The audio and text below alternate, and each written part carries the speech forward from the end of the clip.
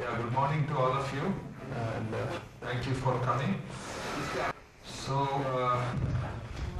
I think yesterday we discussed the concept of volume averaging in a vague form. It's not very exact at this stage. We will go cover it in more mathematical, more exact way later on.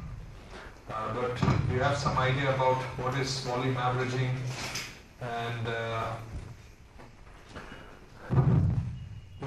what is the role of the size of REV, representative elementary volume, and how it is used for averaging. So from pore scale to the event scale, the porous medium scale, how it is used. And I think next time we also did something on the porosity, what it is and how we measure it. So we will continue our discussion. I will start with a brief description of single phase flow.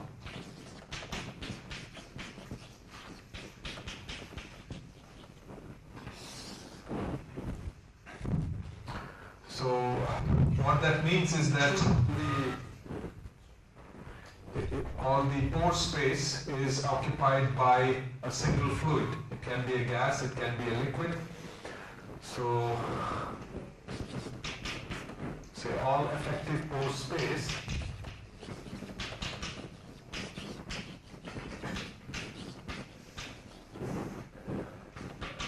is occupied by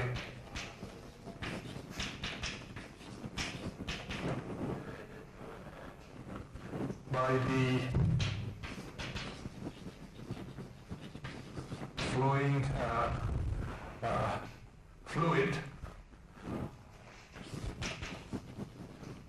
so which can be liquid or gas.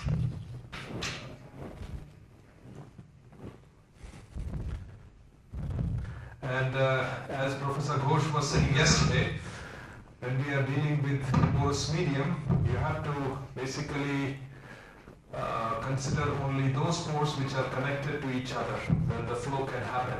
Because sometimes you get isolated pores where they are cut off from others and there is no flow. So it often happens in sponge, for example. You have these bubbles which are creating those pores. And sometimes these bubbles, they don't connect with each other and they remain isolated. So we will start with this. And to start with, we are going to confine ourselves to isothermal flows.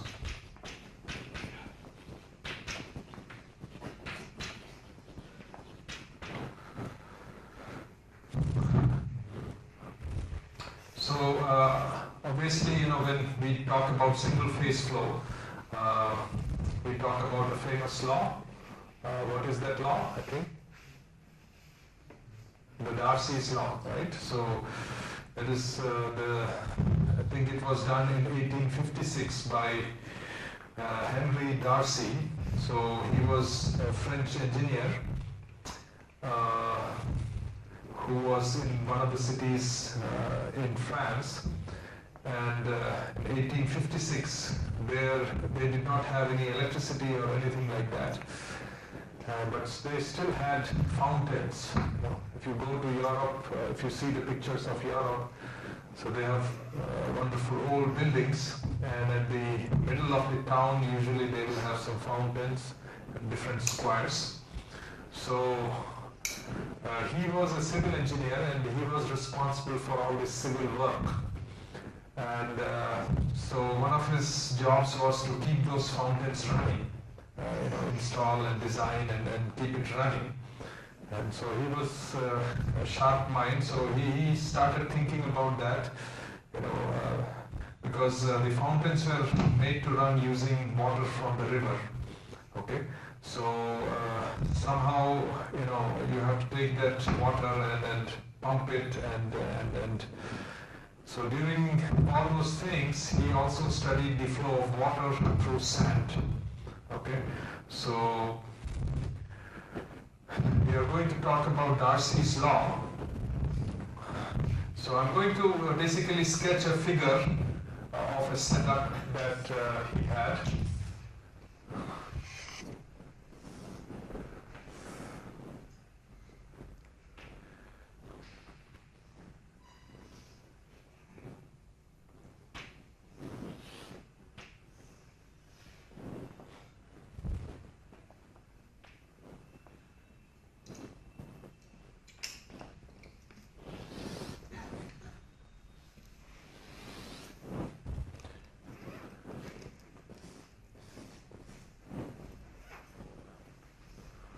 So he had this kind of a container built, and this thing was filled with sand.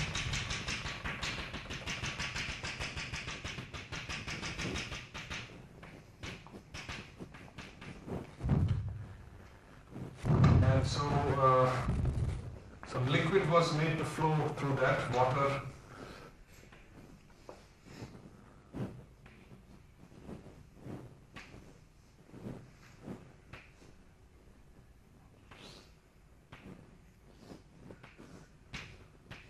It's kind of an elaborate setup. I think I'm going to skip all these elaborate things that he did, just keep it simple. So here you have like this, and he had connected these outlets to some tubes like these.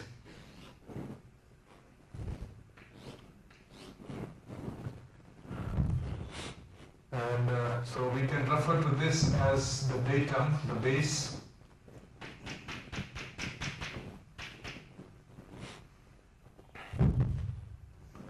We can take this as point 1 and this as point 2.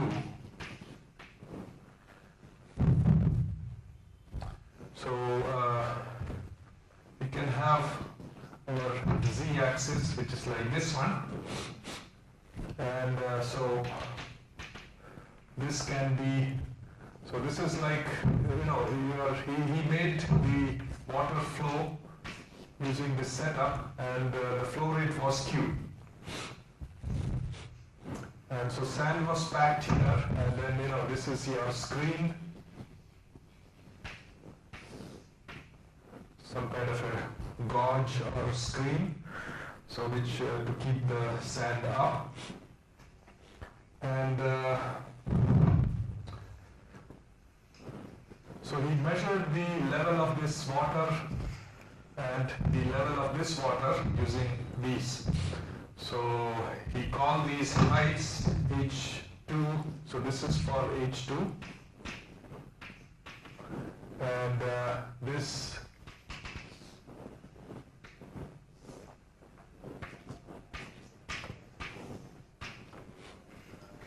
H1, so it's the height corresponding to H1, this is corresponding to H2.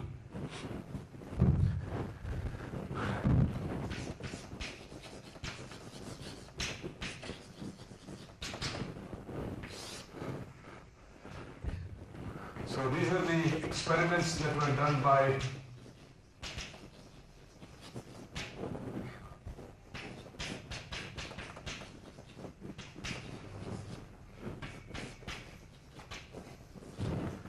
Darcy in 1856 in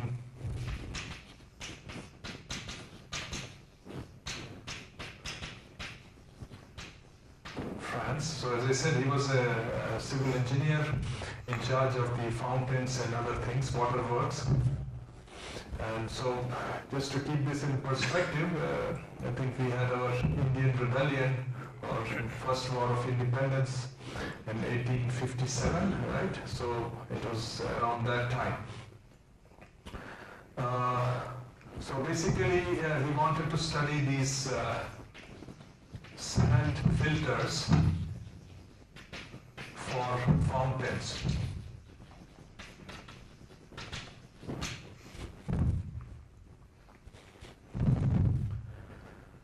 So he's made this setup here, and somehow he kept these levels same. I have not shown these details, but the level here was at H2, this level was at H1. So he controlled that, and basically he got this following results. So results was as follows. The flow rate, we found that it is proportional to the area of cross section. So let's say this is your A cross section area.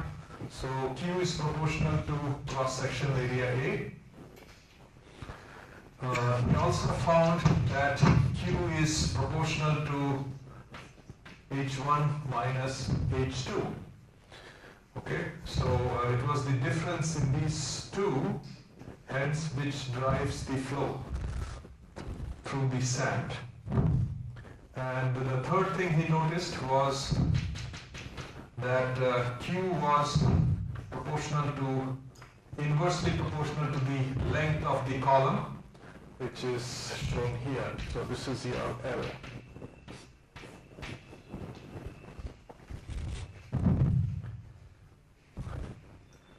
Okay.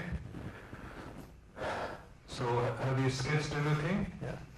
So this is what was the result of his experiments, and so he proposed a relationship after incorporating all these salient features of his observations.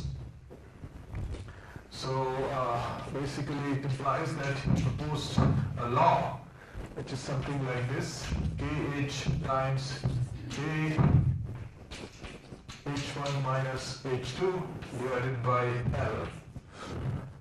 So he has all these things, and then he replaced this proportionality with this constant. Does anyone know what is KH? Hydraulic conductivity, okay? So such that ST means such that, okay, I just use the short form, such that KH is equal to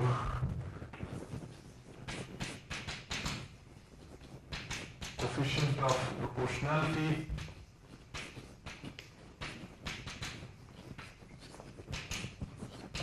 and so which is called the hydraulic conductivity.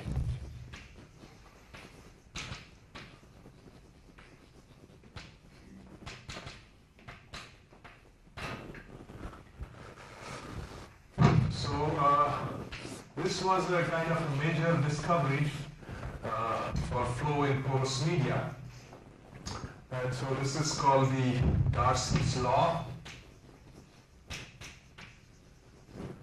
or Darcy formula.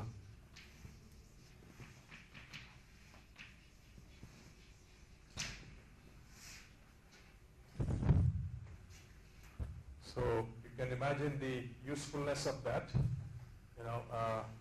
It was proposed probably 150 years ago, and still it has stood the page is gone.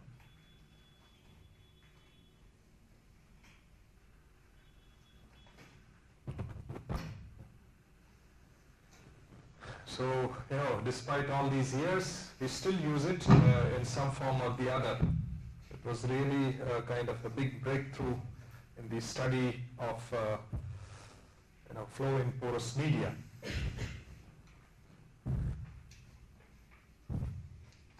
Now I mentioned something.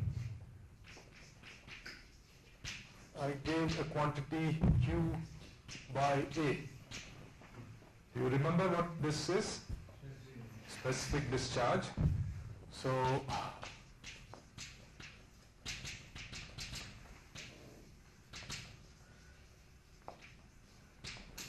if you divide Q by A, you get a nice relationship between Q and KH and so on.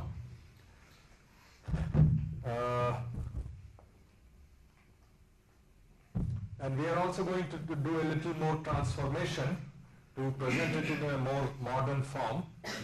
So I'm going to write, say, H1 in the form of this here P1 by rho g plus Z1. So this is the total head at the inlet. I don't know if you take that figure that I erased just now.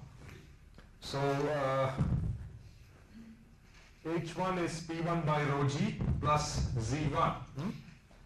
So Z1 is the elevation, and on top of that you are adding this pressure head. So it's like elevation plus the pressure head. This is the like total head available for flow, which gets converted into kinetic energy head. Okay. So this H1 I will call as Phi1, and same way for the exit we can write P2 by rho g plus Z2 is equal to Phi2, and where phi, does anyone know what phi is?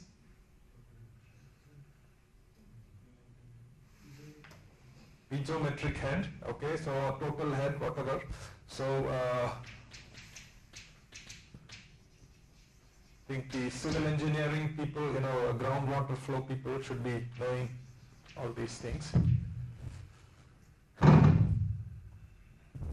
So you can basically convert that relation into, so therefore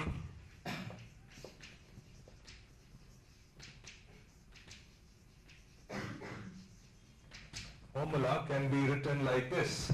Say Q is equal to KH times Phi1 minus Phi2 over L. Okay? H1 is Phi1, H2 is Phi2, so you can write it like that.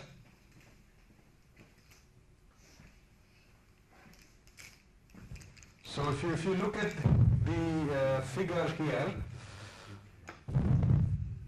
where do you think is the higher pressure, at point 1 or at point 2?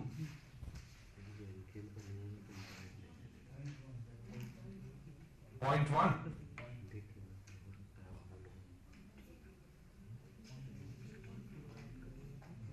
Well, it is at point 2, right? Because the pressure is coming from, this P by rho g plus Z2, okay? But the elevation is small, okay? So the sum of those two is less than the sum of those two in point 1. So the water is actually flowing from low pressure to high pressure, but from from higher piezometric head to lower piezometric head. So it's not the pressure which is deciding, but the piezometric head. So just a note here. So note in the figure, the water is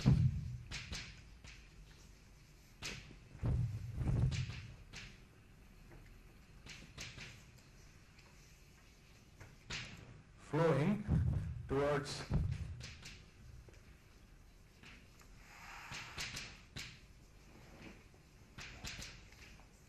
increasing pressure, but lower piezometric head.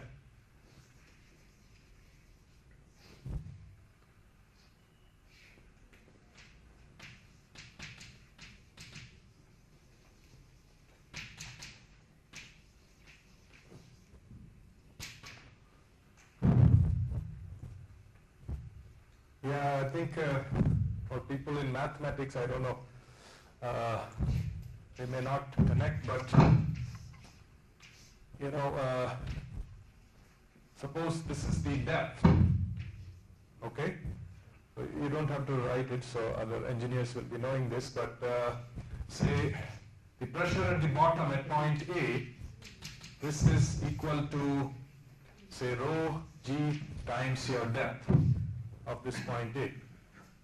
So that comes from hydrostatics. So sometimes mathematics people who, they want to know what is the physical meaning. So, the deeper you go in a stationary fluid, higher will be the pressure, and that comes from this. So the depth or the height or whatever is PA divided by rho G. So it is kind of well-known relation in stationary fluids. And so if you look at that picture, we have added that height with the elevation. So those two.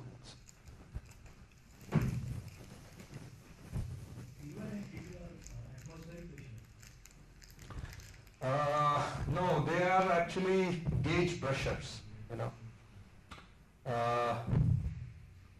yeah, so I just now erased here. So this point here, let's say this is D. So the actual relation is PA is P atmosphere plus rho G times D, okay? So atmospheric pressure is acting plus the increase in pressure from here. So, but we kind of drop this because, PA minus P atmosphere is your PA gauge. Gauge means the pressure gauge that you use, like you use that for measuring your tire pressure. That pressure, that measures the pressure which is above the atmospheric pressure. So it's a gauge pressure here, and that is equal to rho G times T. Okay? So, yeah, in these problems you usually will be dealing with not with the absolute pressure, but the gauge pressure. Okay?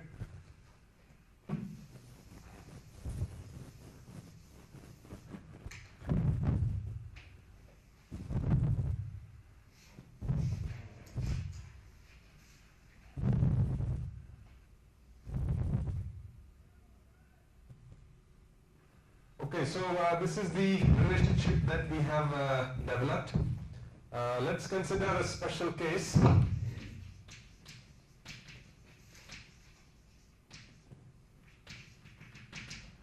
So that is when you have a horizontal tube, horizontal porous medium.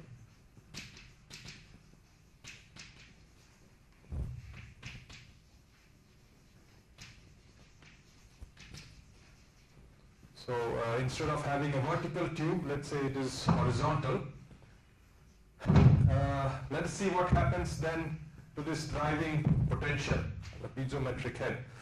So you have Phi1 minus Phi2. So this is given as P1 by rho G plus Z1 minus P2 over rho G minus Z2. Okay, so what will happen here? Z1 is equal to Z2, it will get cancelled.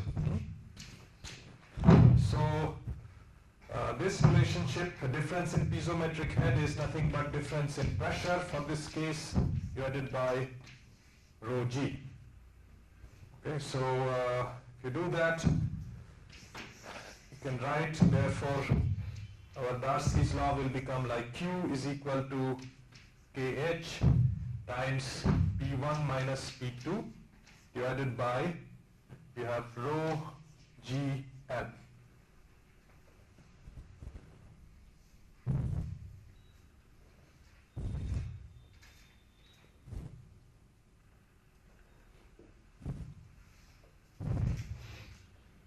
So this is a general formula which is kind of valid for a certain tube-like geometry. But people have converted this into like a differential form and arguing that this is also valid for very small tubes. And you can have a large path consisting of these small tubes. Okay? So what they say is that you can convert this delta P over L into some kind of a derivative. And so you can have derivative along the x direction, the y direction, and the z direction. And so you create a generalized form of that.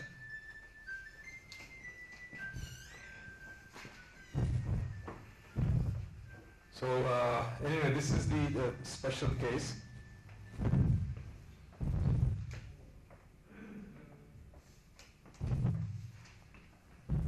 So we have, I think, so recall that you have Q is equal to KH Phi1 minus Phi2 over L. So this we can write as, equal to minus, say, d phi ds. Okay, so let's say the flow is happening from along some direction like this one. So this is your s coordinate here, so from 1 to 2, and so this is the initial head, and then this is the final head. So d phi ds is the rate of change of this thing with L. So this has to be a negative sign here. Do you agree with that? Why it's negative sign? Because you can think of this like this going from here to here, and so slope is negative, right? It's not positive. So when it is negative, but this is positive, so negative slope multiplied with negative will give you positive. So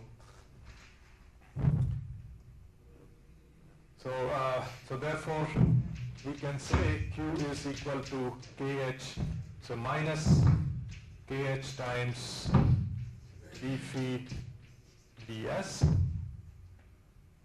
Now this is generalized along a particular direction, very small distance. You can make it a very general, let's say an arbitrary direction which has x component, y component and z component, and so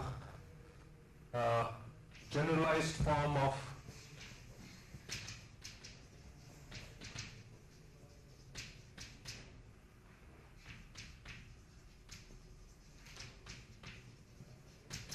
will be, so instead of having this, I'm going to have it like a gradient of this potential. Okay, so this will be Q. So now I'm replacing this Q, which is a specific discharge, with a vector. So it will have three components, x, y, and z.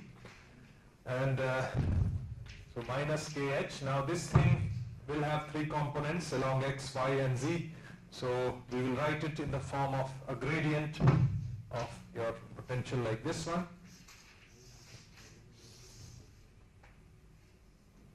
So here ST once again, that means such that gradient of phi,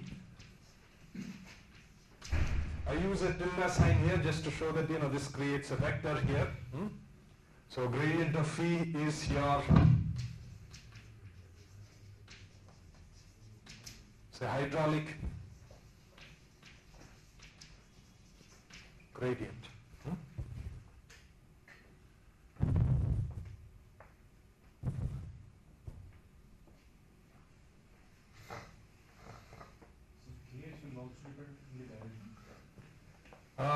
KH, well, let us consider, take that later on. Right now, let us just say that KH is independent of direction, like it's isotropic medium.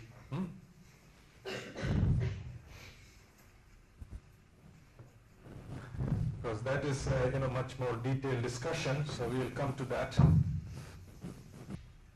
So I will just call it as equation star.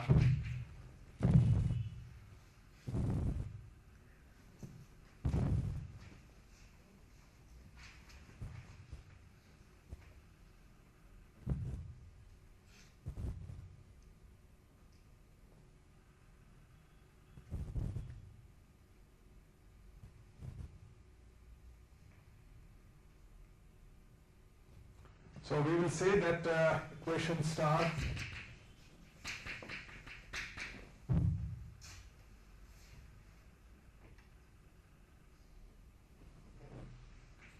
is, say, valid for isotropic medium. However, if the thing things are changing from one point to the other, then clearly your KH is going to change, okay? The properties are changing, hydraulic conductivity is changing from one point to the other. So then it is, it's still isotropic, but it's no longer homogeneous. It's inhomogeneous medium. So for, let's say, inhomogeneous porous media, we can write KH will be a function of, say, X, Y, and Z.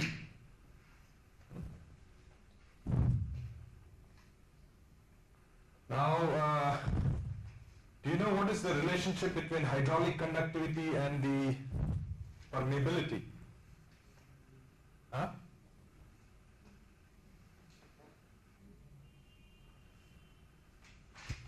Well, let me write that for you.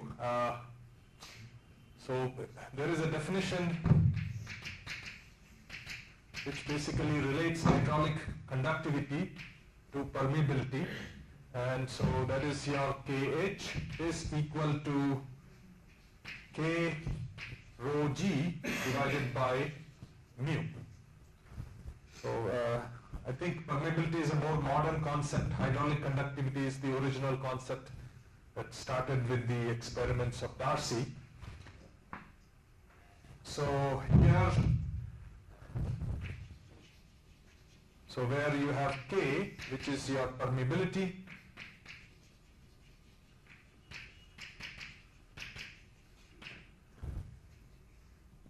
and what is mu? Viscosity, rho is density. So everyone knows those symbols, so that is good. In case you don't know, this is viscosity and this is your density.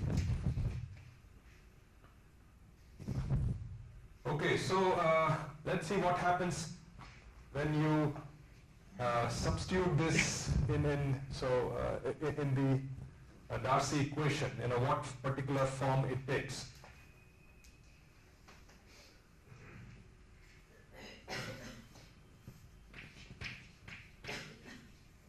So on substituting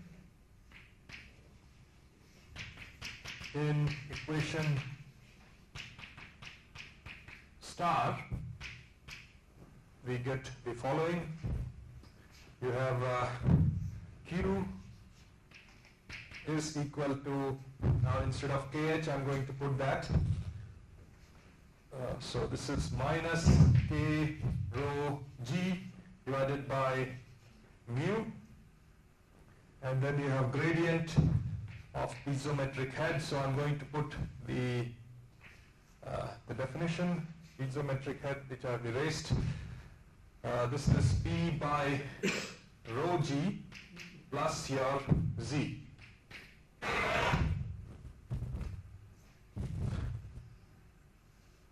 Okay. Now the properties, we can generally take it to be constant, like density and viscosity. We'll keep the viscosity out, but we can take this rho G and multiply inside. Now this is a constant. Density of water is generally constant, and then if you can take it inside this operator, and so it goes inside and cancels this rho G and then comes there with rho GZ. So therefore you get this form of Darcy's law. Q is equal to minus K by mu gradient of P plus rho GZ. So this may be the second form here. I'll just write it as double star. So I will be using the symbol star, double star, just to refer to some certain equations which I have erased.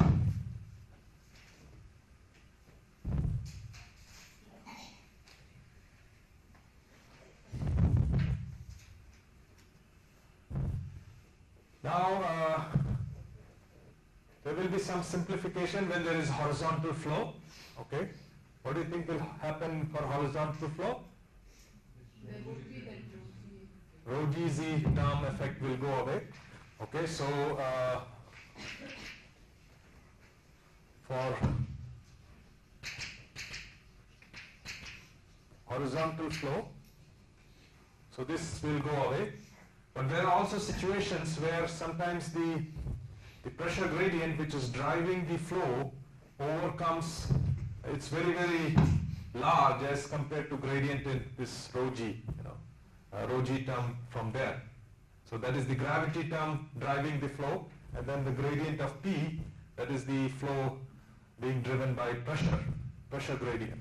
So sometimes in some industrial situations, gradient of P will be much bigger than rho g, okay? That happens in manufacture of composite materials. You try to inject resin into a bed of fibers, and so gravity doesn't play much of a role because pressure gradient is very, very high, or injection molding process or things like that. So either the flow is horizontal or you have gradient, let's say change in pressure is much bigger than rho g times delta c. Okay. So in that case you have say Q, the specific discharge, is equal to minus K by mu, then gradient of P. So this is the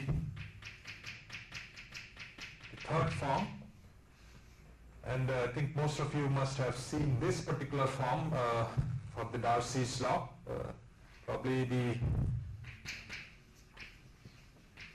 the most popular form of Darcy's law.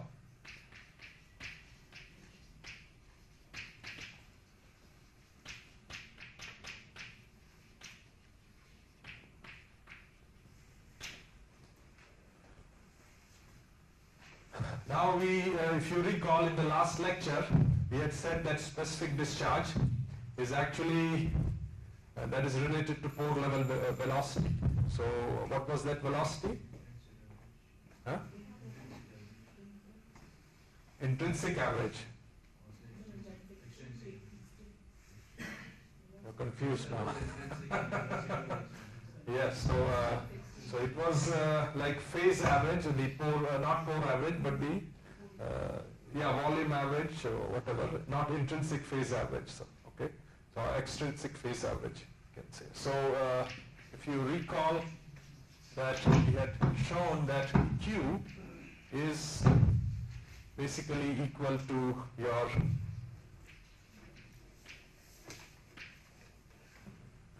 volume average for velocity, which is also called the Darcy velocity. It's also called Darcy velocity.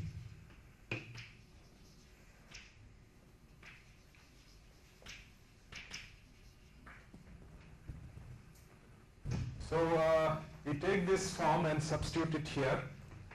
And also we had said that, also note that P is actually equal to your pore average pressure. Okay, so this is your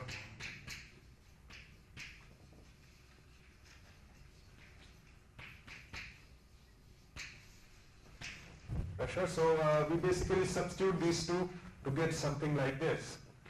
Say V is equal to minus K by mu, gradient of your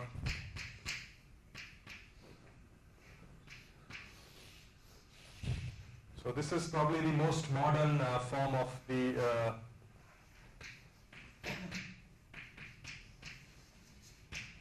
modern, more accurate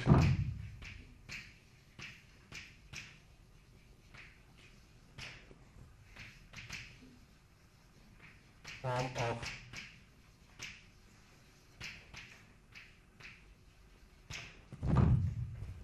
Darcy's law.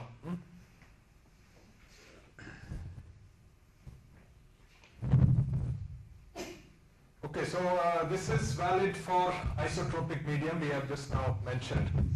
But what happens if the medium becomes anisotropic? So that's a very interesting and very important question. So let's see what happens then. Everyone written down there? Any questions for what we had till now? Yeah, if you have any questions, just ask, because if you ask question, other people also will benefit. So don't think that it's a silly question or something like that. When you are learning something new, you will get a lot of these silly questions. I used to get. So don't worry too much about that.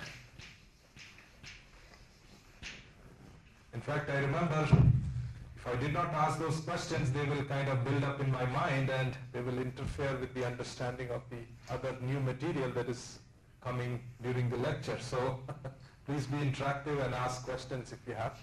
I will try to answer it during that time.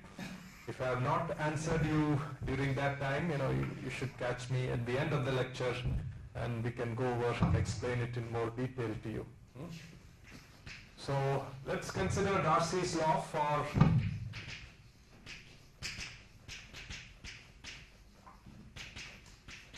say an isotropic porous media.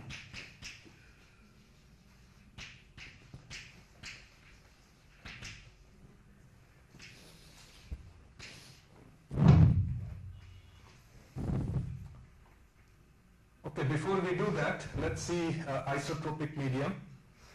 Give me an example of isotropic medium. Sand. Sand is one of them, right? So it's a common example. So let's draw some little cartoon there.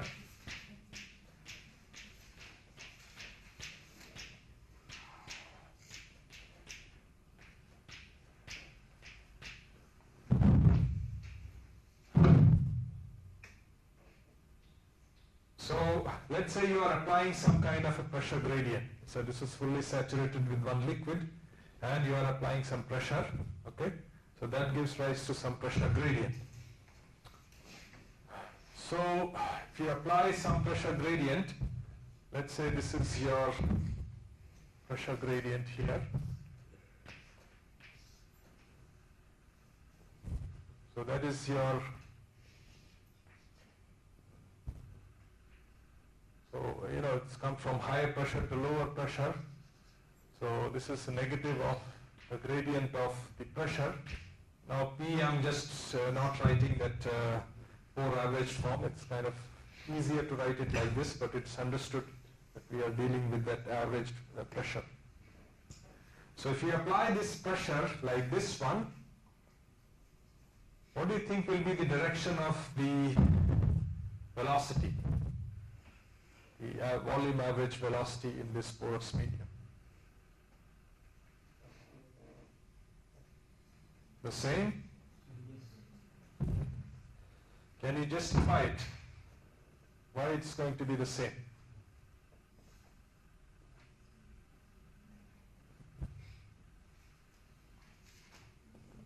Because it is a horizontal flow and the flow will happen in the decreasing pressure gradient. Yeah, I guess we are taking that form of where we are ignoring the effect of gravity. But let's say it is in any direction. It's not horizontal or vertical or 45 degrees or whatever, any direction. Okay?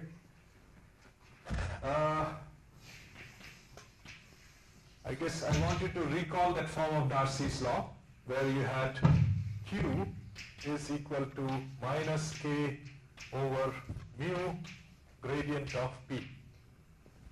Right? Now using that, tell me what will be the velocity direction.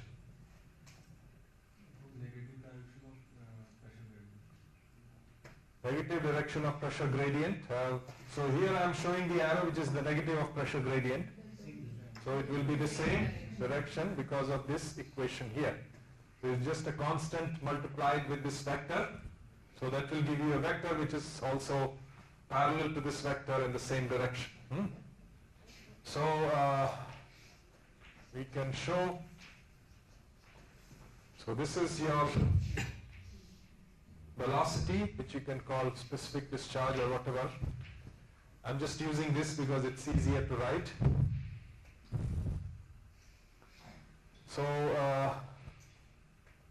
I guess case we can write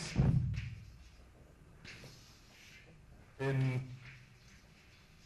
say, granular media or particulate media such as sand. So sand, powder, etc. The direction of Q, say direction of Q follows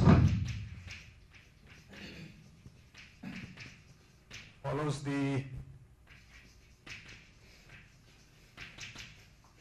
direction of,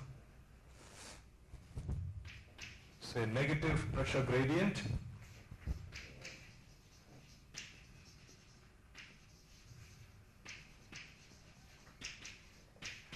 which is minus gradient of P.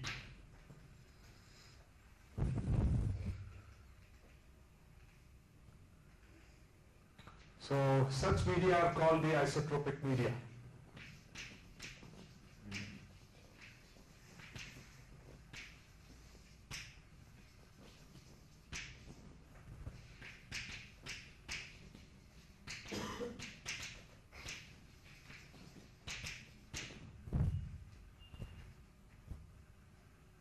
So here the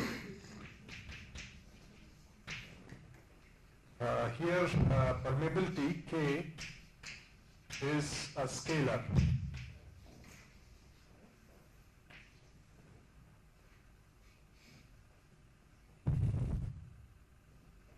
Okay, so the K that is shown here is a scalar. Now let us consider an isotropic medium.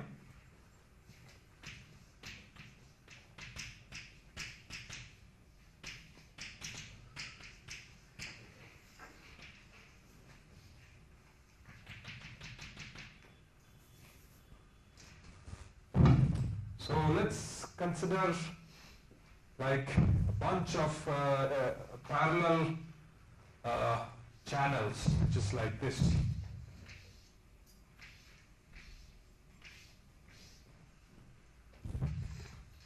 And so this is a porous medium which is defined like this. It may be, series of these cracks which are appearing on a rock, that kind of a thing. And let's say you apply same thing, same pressure gradient, negative of pressure gradient, which is like this. So that is your, say, minus of, say, gradient of P. So if you apply pressure gradient like this one, tell me what will be the direction of flow. These are like channels, so intuitively you can visualize what will happen to the fluid.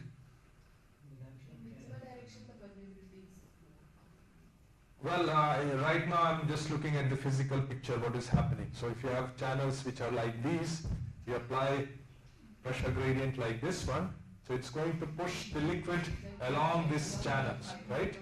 Along these, so your Q is no longer along this direction of the big arrow, but it's making its own direction. So let's say this is your Q, small q. So you should be able to kind of distinguish that. So this is a preferential flow.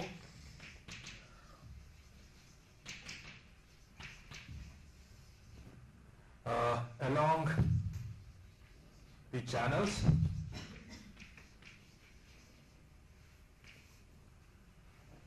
So therefore,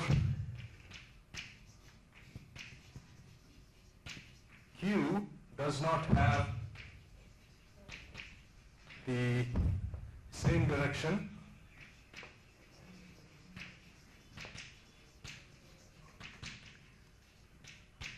as your negative of gradient of P.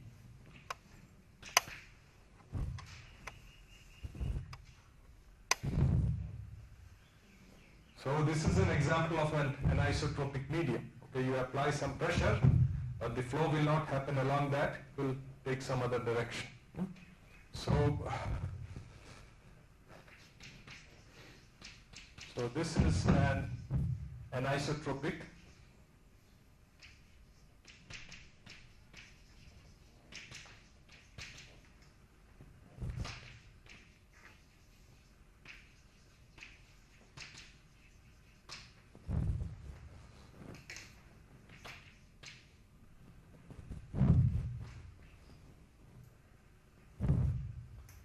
So the examples of such medium is like, cracked rock formation like this one, which can be highly anisotropic. Can you think of some other example, anisotropic medium? Ceramic foams can be, you have some orientation. Yeah, any other? The fibers, your carbon or glass fibers, generally they are aligned, they're in the form of a bundle, so they are aligned. Okay, so the examples of these is, say, a system of parallel cracks. So this is the short form I use. Parallel lines means parallel cracks in rocks.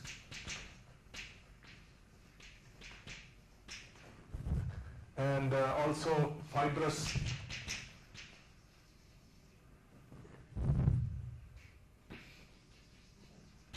media, and you can also have some kind of foams, etc.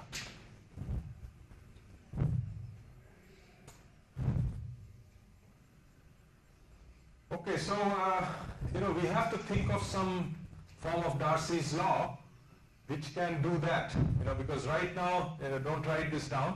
So you have this form. This is K by mu gradient of P. So which is basically Q is some constant times minus gradient of P, right? So this is some direction. This direction has to be the same as this direction. There is no rotation here. It's just a constant multiplied here. So what do you think we need to do in order to cause this direction to rotate so that it can match this direction? K should be, it cannot be a scalar, and it should be a tensor. Let's see how that thing works out.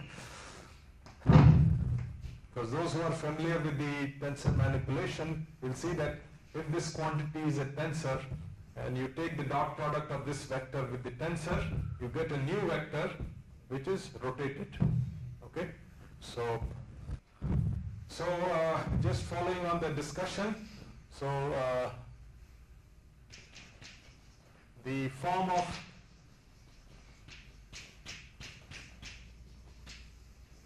Darcy's law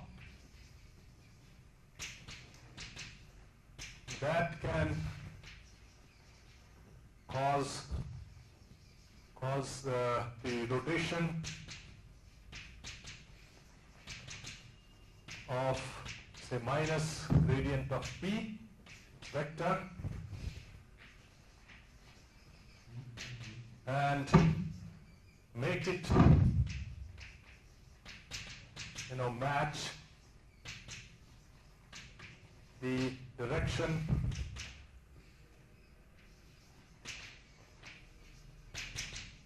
direction of Q is as follows.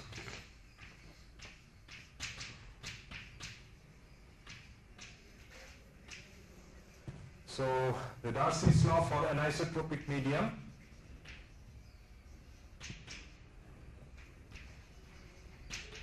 is, say, Q is equal to minus K. So now I'm going to write, say, double tilde. So that means it is a second order vector, which is a second order tensor. Vector is first order tensor, this is second order tensor, divided by mu, and then you take the dot product with the gradient of P.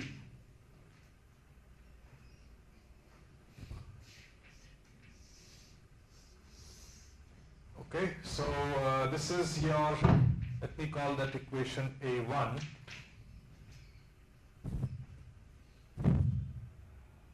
So here, so ST means such that K is your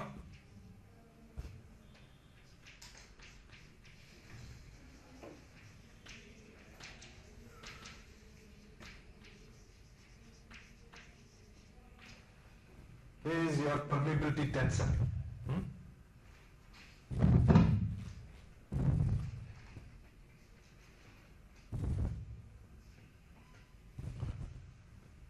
Okay, so now we have to do something about these, how do we represent these tensors? So I want to hear about, how can we represent this tensor? What is your previous background? Give me another example of a tensor. Stress tensor and strain tensor, strain rate tensor, and then there are so many other second order tensors in, nonlinear elasticity, those of you who might have done. So it's a very well developed area, how to represent this thing. But what do you think is the most common representation of a tensor? As a matrix, okay? So matrix form we can represent, okay? So let me start with that. So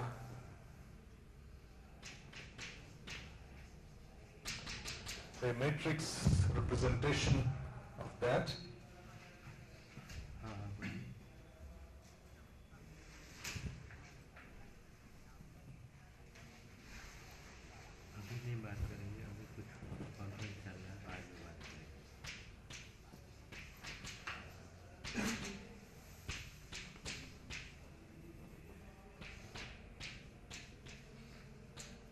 So I'm going to write it like this, K and then bracket showing that it's a matrix representation, and so this will be like a stress tensor, it will is 3 by 3 matrix.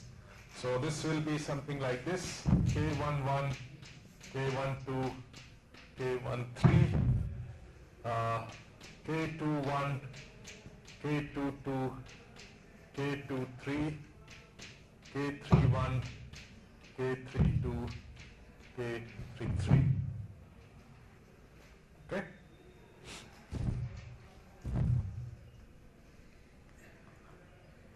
So I guess everyone knows about this matrix representation. Now there is another representation which is possible using what is called indices. Yes, there is one, but there is also with respect to dyads. How many of you have come across the concept of dyads? Yeah, so only 1%. So I think, let me explain that carefully.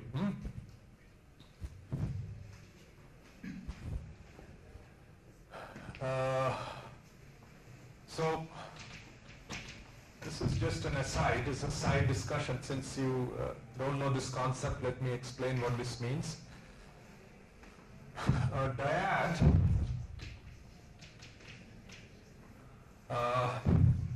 is some kind of a product of two vectors. Okay?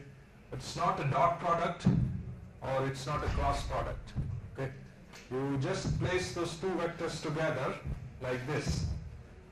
Is say some product.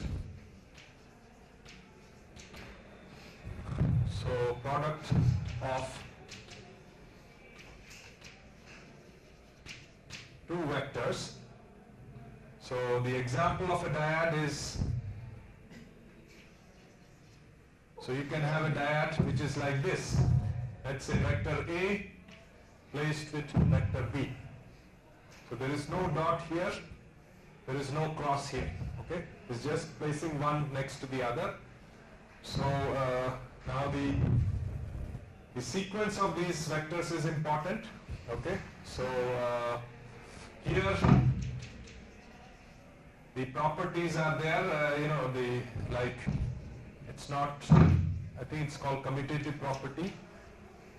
So AB is not equal to BA, okay? And you also have other properties, I don't know all of them, but something like this, if you have A, B plus C, so some kind of a distributive law you can apply, so you can get AB plus AC, okay? So similar to the dot product, if there is a dot product, so it will go in dot product between these two, and then there is a dot product with these two.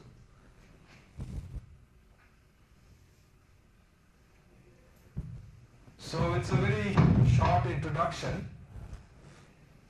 So let's see how we can represent a tensor like a permeability tensor using these kinds of dyads. So this is ordinary dyad of A and B. You can also have say dyads of say unit vectors. Okay? So the examples of this, you can have like Ij, okay, or Ii, or Ki, etc. Okay? Now when we are doing this tensor manipulation, we like to work with E1, E2, E3 rather than Ijk, because it's index form is there, so you can use summation to show a lot of things. So if your say I is equal to E1, J is equal to E2, K is equal to E3, then you can have the examples will be like this. So E1 here, E2, and then E1, E1, and then this is your E3, E1, and so on. You can write all, 3 on this side, 3 on this side, 9 of those combinations you can write.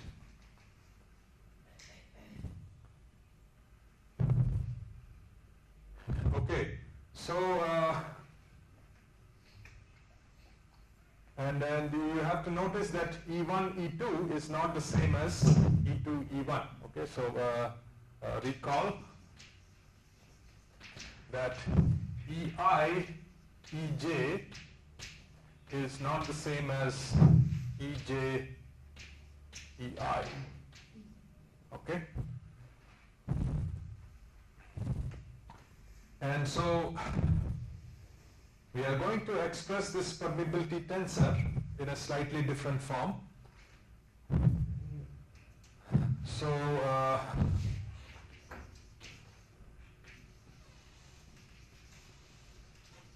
representing K,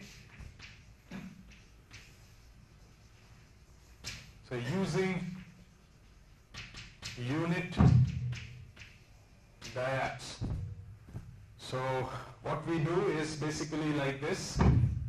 So you have this bunch of 9 different terms, K11, K12, K13, and so on and so forth. I say that you can represent this like this. Let's say this is a summation Kij, Ei, Ej, where I goes from 1 to 3, and then your J goes from 1 to 3. Okay, so you are summing over that.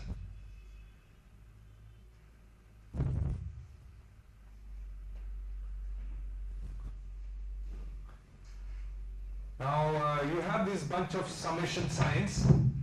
So how many terms do you think will be there?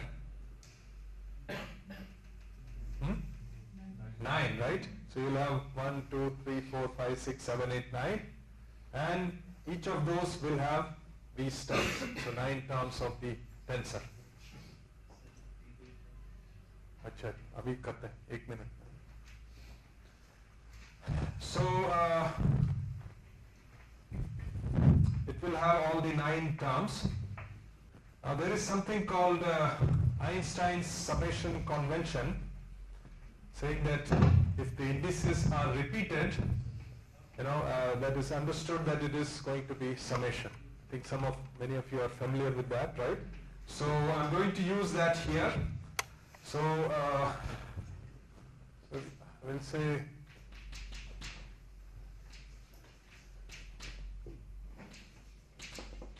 Einstein's summation convention.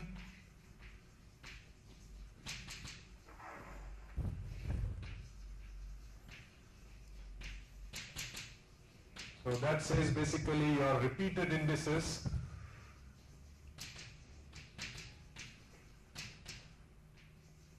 is equal to, it represents a sum.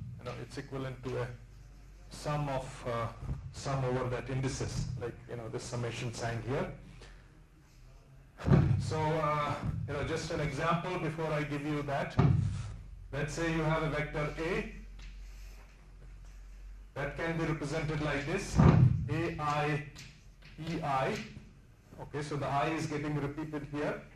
So that means you can have A1, E1 plus A2, E2 plus A3, E3. Okay? So it's like a very nice compact form of writing this whole thing. You don't have to worry about summation, writing the 1, 2, 3 and so on. It's very compact, very simple form. So using this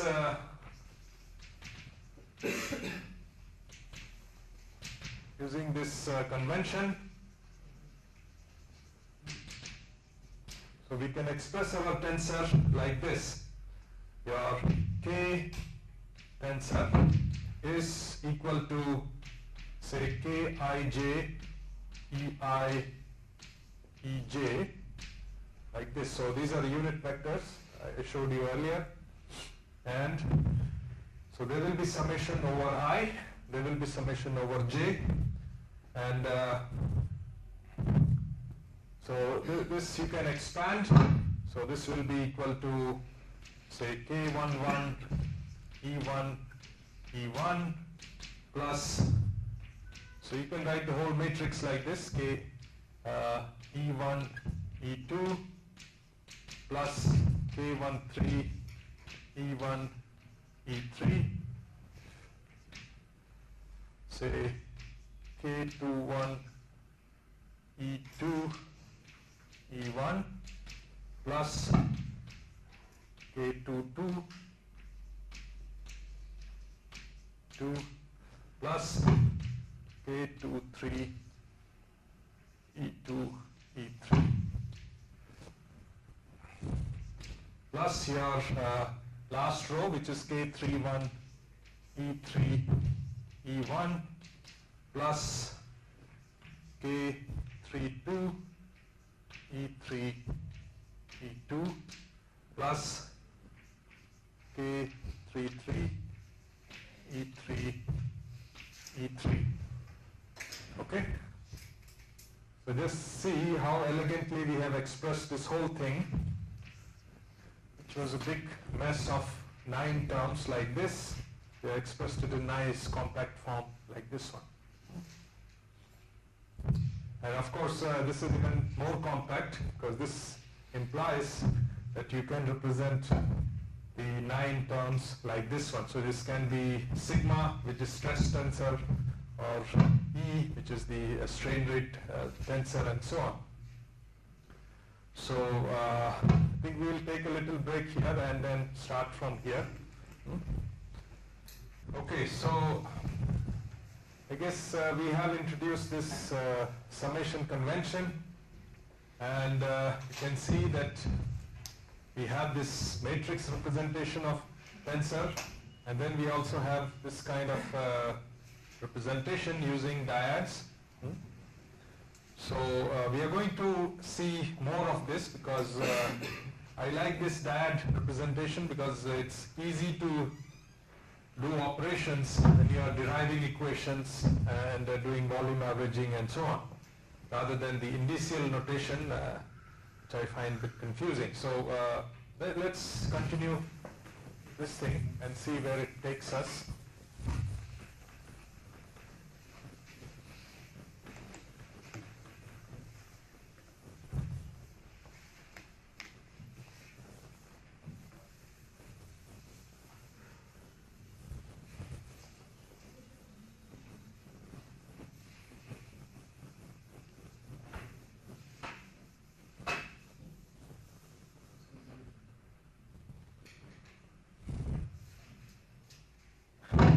Okay, so we want to use this in the Darcy's law. So let's work towards that. Now there is a gradient of pressure term also. Let me show how we can express that using this. So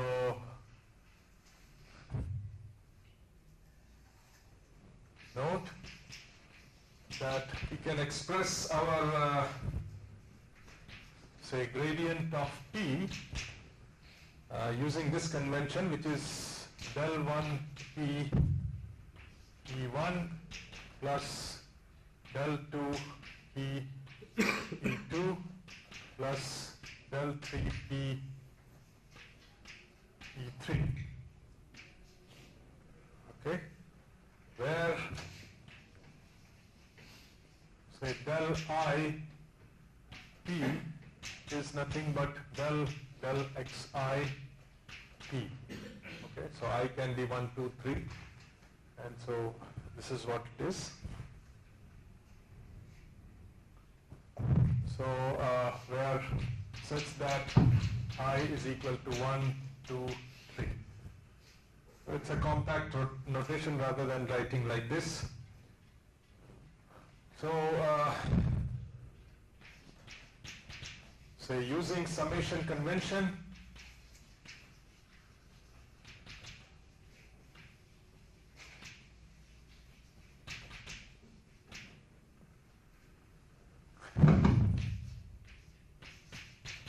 tell me how we can express this in a compact form.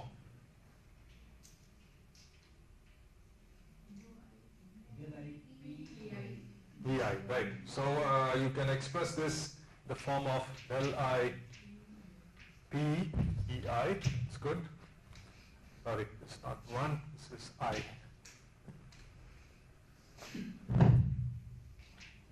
So you have to be careful when you see I. If you see double I, that means you can apply summation convention. But some authors they state that even if I may be repeated, but you don't assume summation. Sometimes it happens, so you have to be careful. But here we are using the Einstein's summation convention, so there is no problem. Okay, so gradient of P is expressed like this. Now let's look at the product, the dot product of the permeability tensor with this one, which we proposed in our Darcy's law. Okay. So now you have K dot product with gradient of P. So let's look at that. J is not equal to K. Okay? So we represent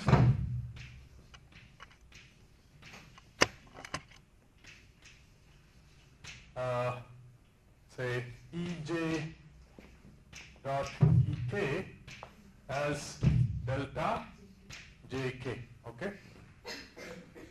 Where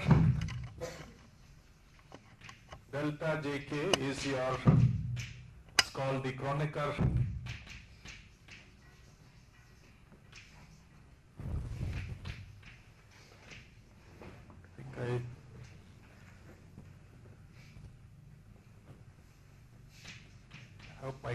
spelling is correct, Kronecker delta.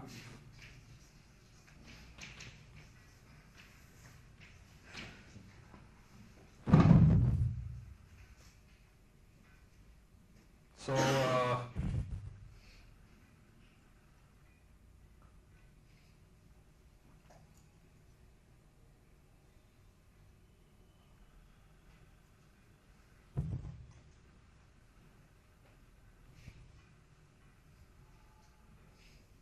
actually you can write this in the form of a matrix also, but let me first write it in the form of a tensor. We can anyway, let me just confine ourselves to that. So let me just say this, take that jk and substitute it here. I will give the representation, tensor representation later on. So therefore you get, say, k gradient of p is equal to your kij times ei times delta jk times del kp.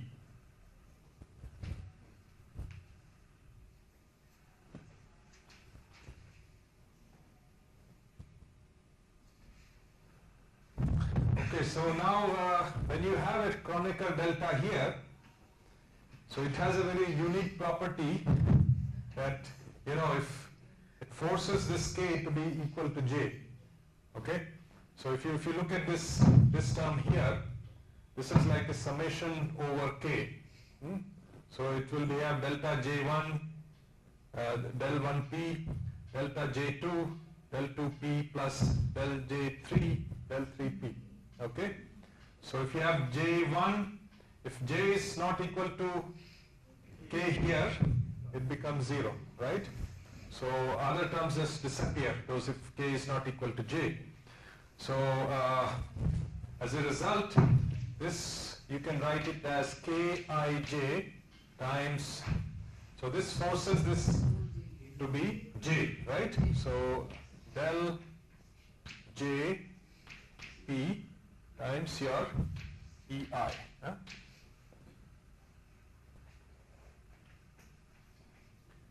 So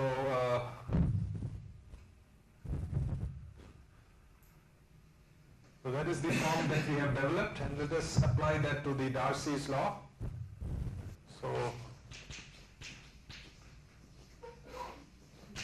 applying this to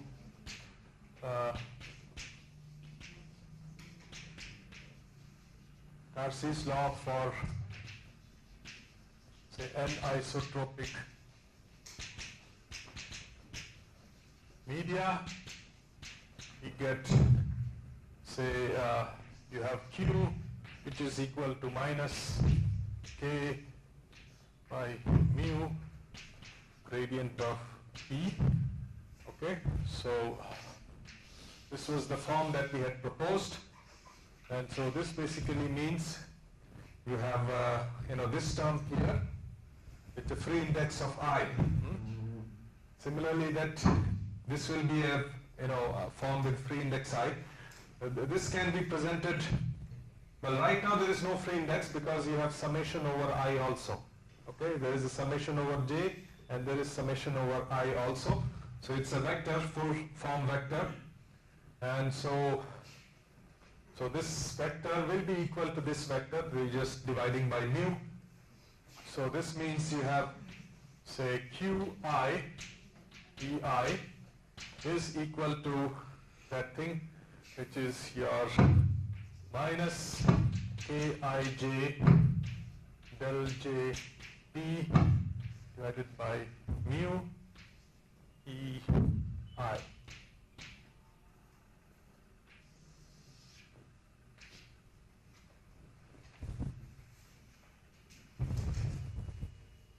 So there is a summation over I here, there is a summation over I, and you can write this in indicial form by getting rid of this EI. Okay, so I will write component form.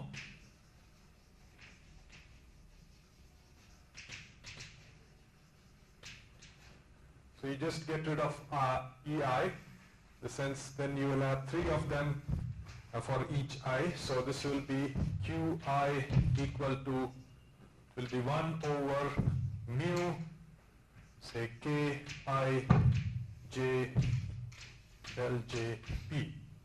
So here we are summing over this J. So I is the free index. So for I is equal to 1, you will get one equation. I is equal to 2, you will get another equation. I is equal to 3, you will get another equation. So we get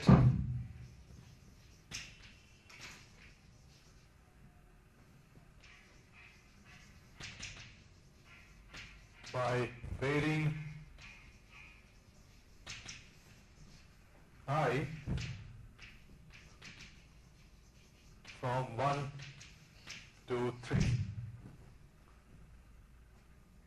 Now this can be tricky, those of you who are familiar with that, they find it easy, but other people, if they are not familiar, they can find it tricky. So those of you who are not familiar, if you have any questions, do ask. Do you have any questions?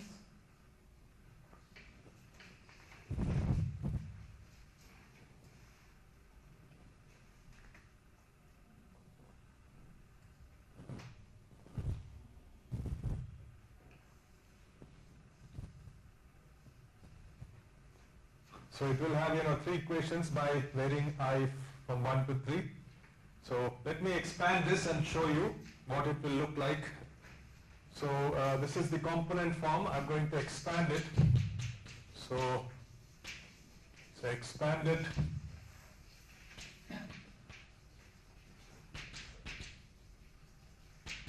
So as I said, we have to integrate, sum over J. Okay. So this will be,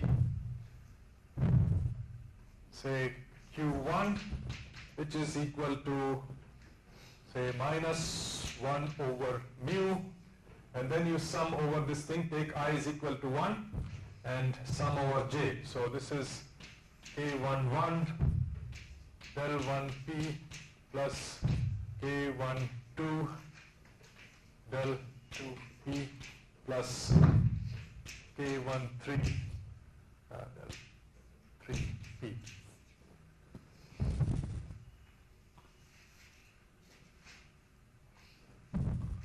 Okay, so that is 1 here, and then you can take I is equal to 2.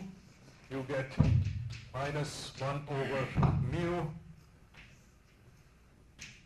K21 del 1P plus K22 del 2P plus K23 del 3P, like this.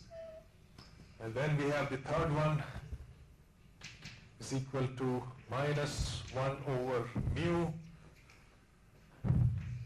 K31 del 1P plus K32 del 2P. If there is any mistake in the expressions, please let me know. Sometimes I do make mistakes. And K33 del 3P.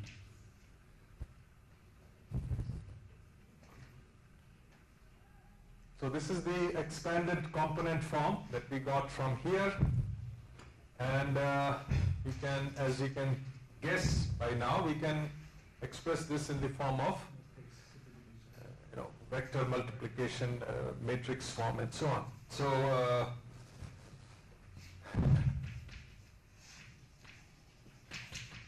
we can write this in matrix form, which is like this. So Q1, Q2, Q3, which is equal to minus 1 over mu. We can write K11, K12, K13, K21, K22, K23, 3P, A31, A32, A33, and this is del 1p.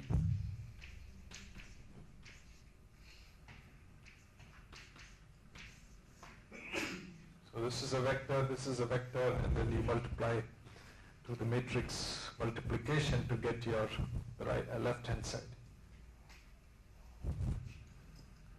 So I think we have few forms, component form here. So I call that A2. I think this form earlier I had named it as A1.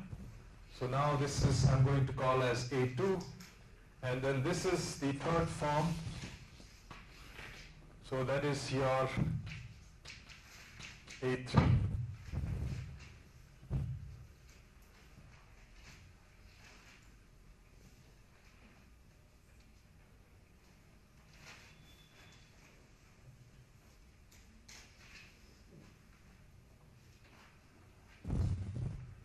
Now, when I had said this, I said that we are going to multiply like dot product with the tensor in order to rotate this vector, okay?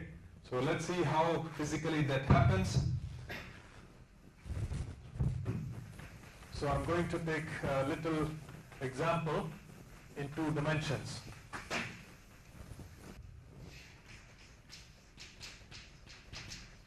So let's look at the physical meaning.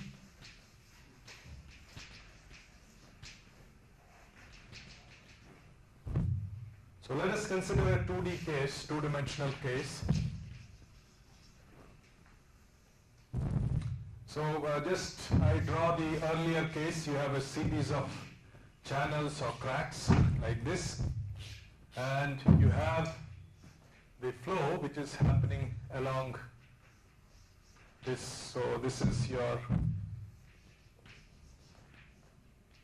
the flow velocity, and that is the result of applying this pressure gradient, which is like this.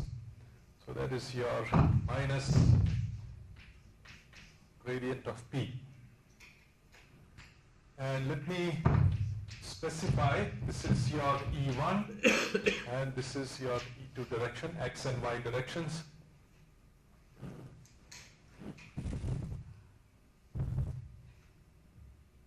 So here this pressure gradient, negative of this, is only along the X direction. The E1 component will be there. There is no E2 or E3 components. So here, say gradient of P will have del 1 P E1. Of course, there is no summation here, it's just one term here, it's not an index. Because there is, say, del 2p is equal to 0 and del 3p is equal to 0. So it just has one component. Now, I erase that form, the form A3. So we are going to write the 2-dimensional form of that A3 equation of Darcy's law, A3 form of Darcy's law. So, say 2D form of A3. So that is something like this, Q1, Q2 is equal to 1 over mu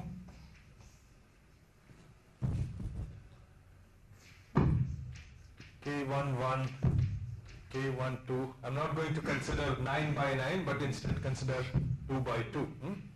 So this is K21, K22, and then this is vector product with del 1p, del 2p, del or dou, whatever you want to call it.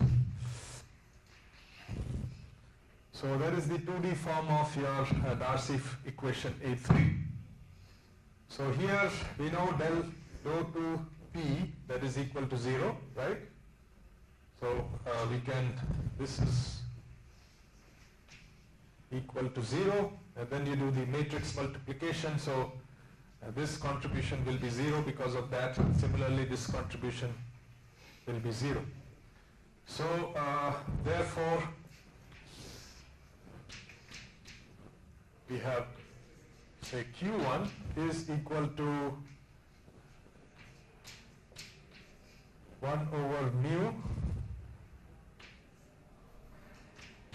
A11 del 1P, and then you also have Q2, which is equal to minus 1 over mu K21 del 1P. Okay, so that comes from this multiplication there. So what is it telling us? That, you know, non-zero part of this pressure gradient vector, pressure gradient, it is causing not only Q1, but it's also causing Q2. Okay, so that is from these two. So this basically implies that say non-zero rho 1P gives rise to both Q1 and Q2.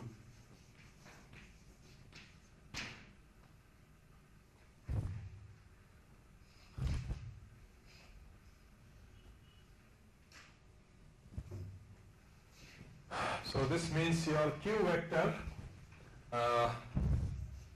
say Q vector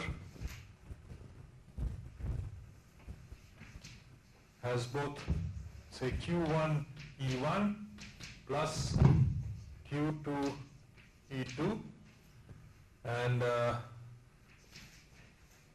so this can be expressed in summation form like Qi EI.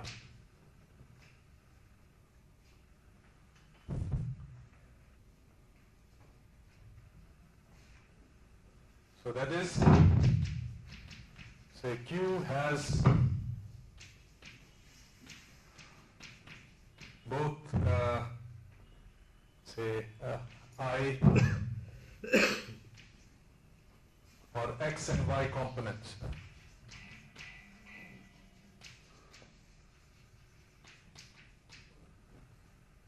So here we can see that this matrix K, the tensor, basically has rotated this pressure gradient, which was only along X direction, and made it now into X and Y component vector. Okay, so so here, so using K, so we have rotated, say, minus gradient of P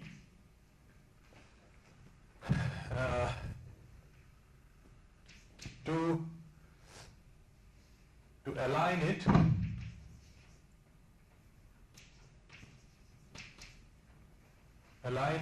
with your Q vector. Okay, so it's like a mathematically very nice way of accomplishing that, using that Darcy's law, which I have not written here, but this form here, Q is equal to 1 over mu K dot gradient of P. So it basically, this is like an operator which operates on this vector and make it rotate. Any questions about this? Anyone? I think I should give some prize for asking questions. You guys are very quiet. If you you have any questions, do ask. I think you have something. No? Okay. Okay, so this is the form of Darcy's law for an isotropic porous medium. And so we are going to do some little bit more studies about the permeability nature of this, tensor nature of this permeability. Mathematically what it leads to. It actually introduces a lot of complexity, but it also makes it like a fascinating study what is happening. Isotropic form is very easy, but suddenly you put that tensor and then all of a sudden things become another complexity of another order. So let us look at those things. So we are going to talk about, say, nature of permeability tensor.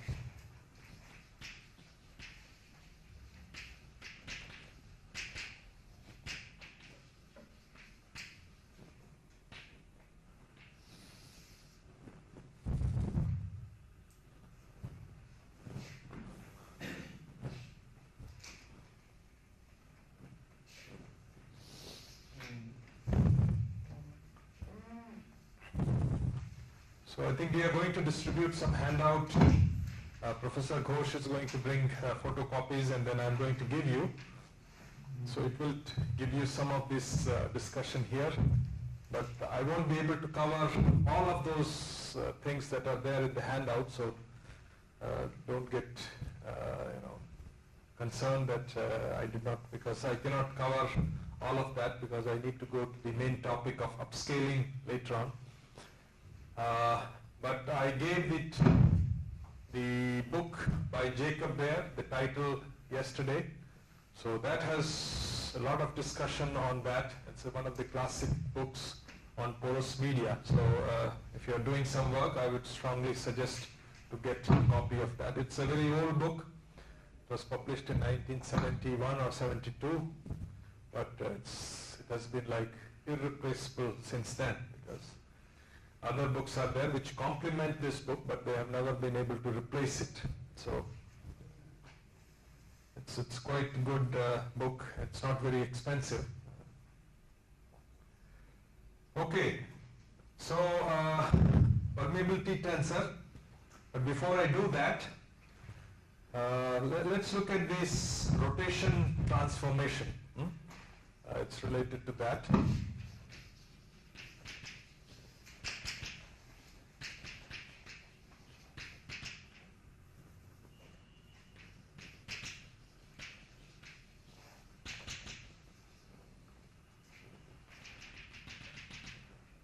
So I'm going to consider a 2D case.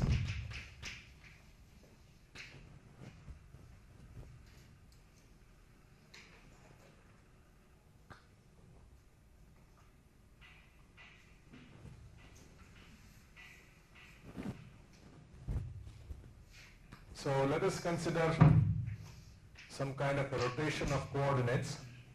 So let's say this is a system of coordinates which is getting rotated by an angle theta. So this is the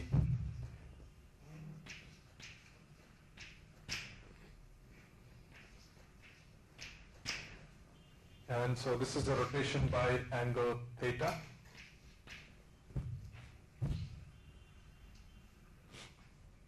So I would like to express this E1 prime unit vector in terms of these components along I and j.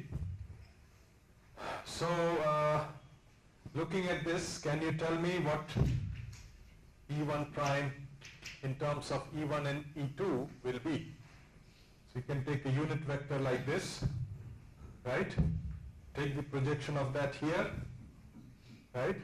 And multiply it with E1, and then take a projection onto here, multiply with, sorry, this also I have E2.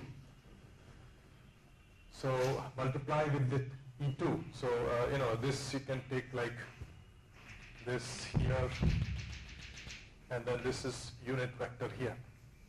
Okay? So tell me how E1 prime will look like. E1 cosine theta, right? 1 times cosine theta is cosine theta, plus sine theta E2, right? So this is, say, cosine theta E1 plus sine theta E2. So where is for E1 prime? This one. Similarly, you can do for E2 prime. So similarly, say E2 prime is equal to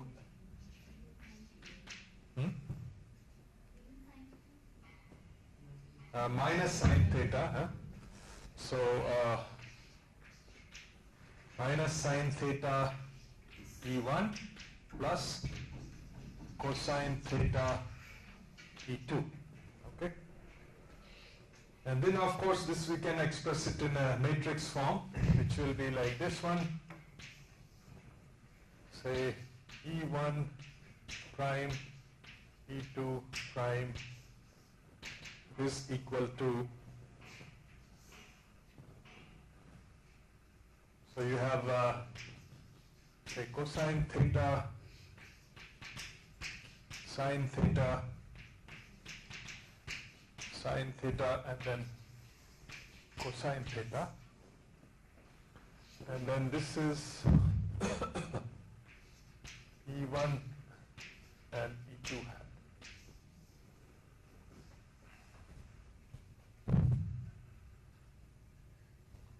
So this matrix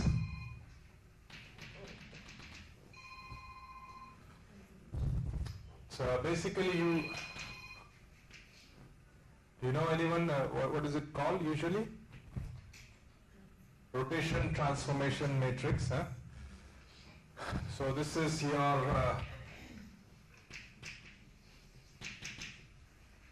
say rotational transformation matrix.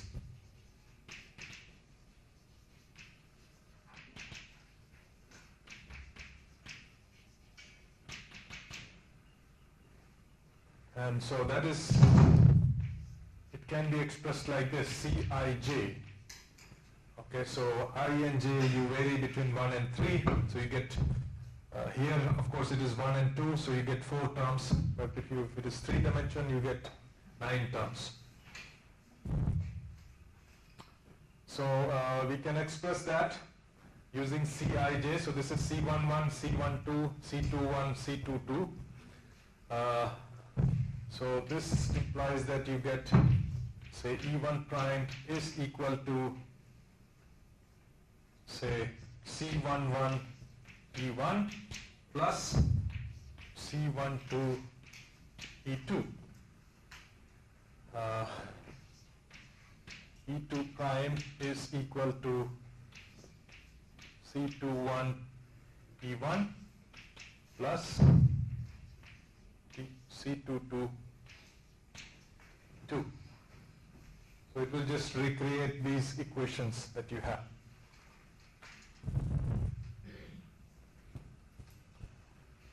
So we can express this in compact indicial form. Any question?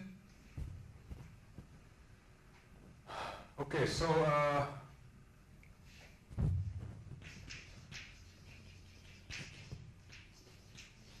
in compact indicial form, we have EI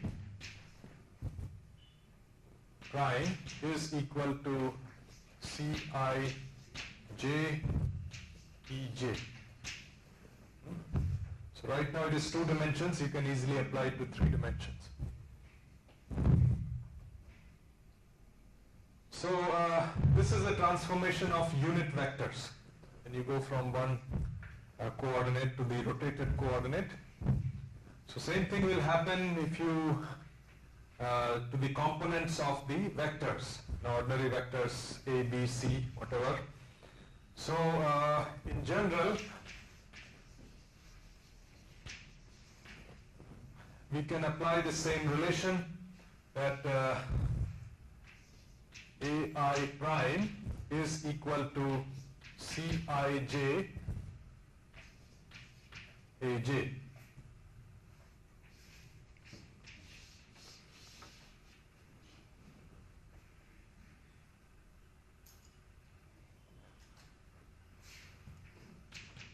So this is the equation, let's say, called star.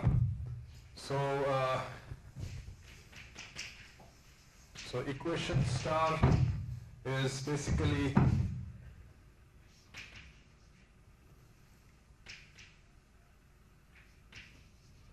for rotational transformation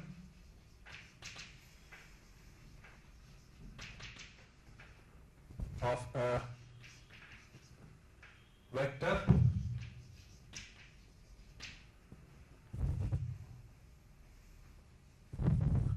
now note, these are vector components, so you have vector A, it can be either in the form of this or in the form of these, so you can have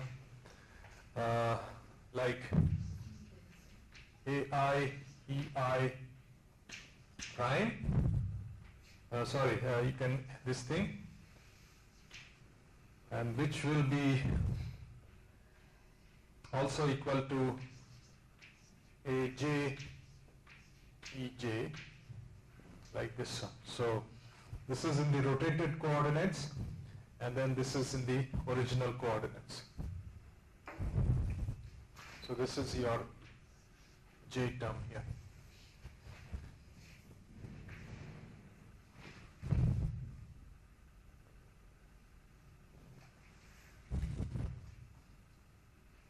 So this is equal to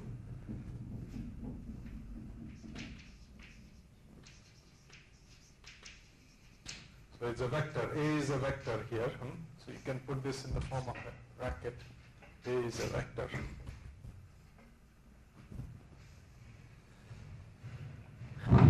Now, generally this thing happens because you have to transform these unit vectors, which are transformed like this. So the components of the vectors are also transformed like this one. Now just imagine if you have second order tensor, and we have already expressed that in the form of a dyad EI, EJ. Okay, so then you will have two transformations, one for EI, other for EJ. So you have two of these C's present. Okay, so recall. So you have K permeability, which is of the form K. So I won't use Ij, I will use K and L.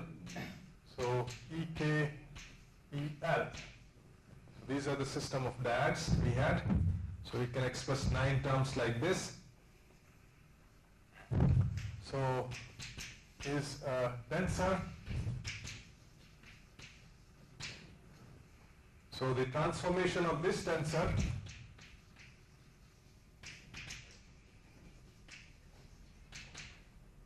let me write rotational transformation.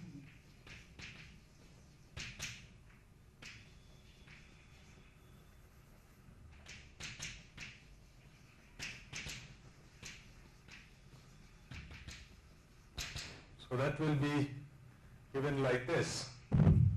Say K I J prime is equal to C I K C J L K times K L.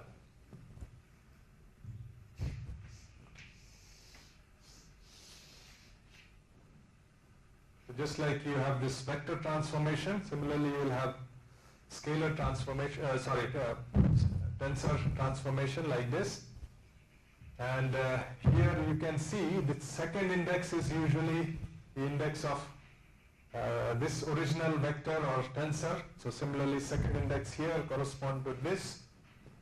This second index corresponds to this here, whereas first indices here correspond to these two indices here. So it's a good way to remember, not get confused with all these indices there.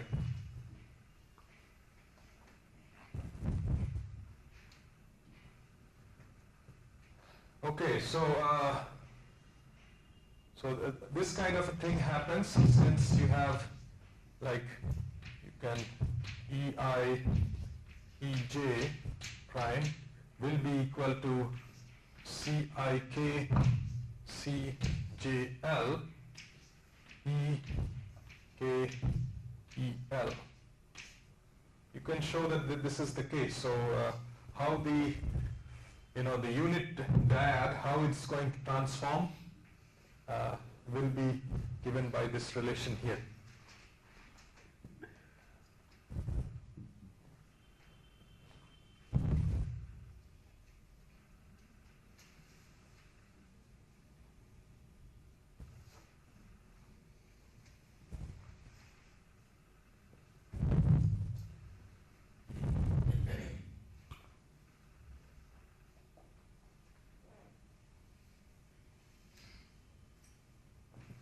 So this is single star. I will call this as double star.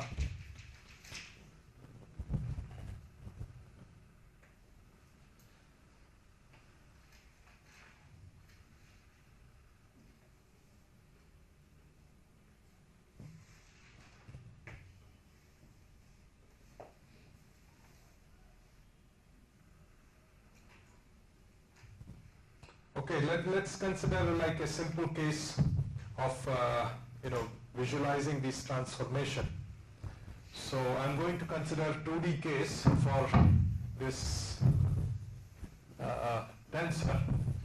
How these components of this tensor change when you do this rotational transformation.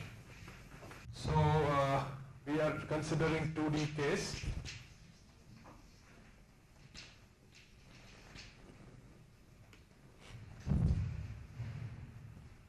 So we start with, this is the original coordinates, E1, E2, and then this is the rotated coordinate.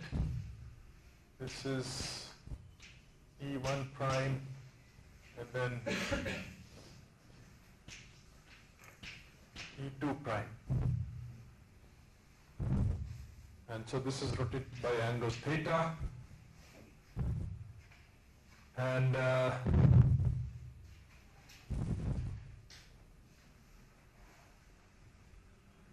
how many of you know about the principal directions of a tensor?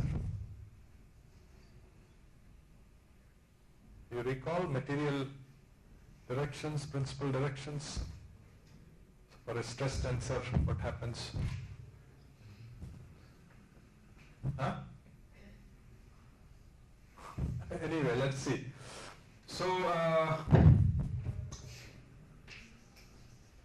let's assume that say E1 and E2 are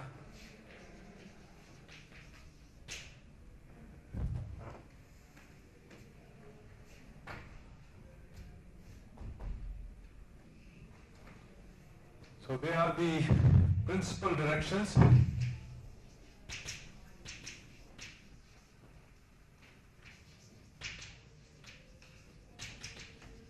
Directions of your permeability tensor K. So what this means is that your matrix form, which you can write it like this, or you can also write like this Ij. Both forms are okay. So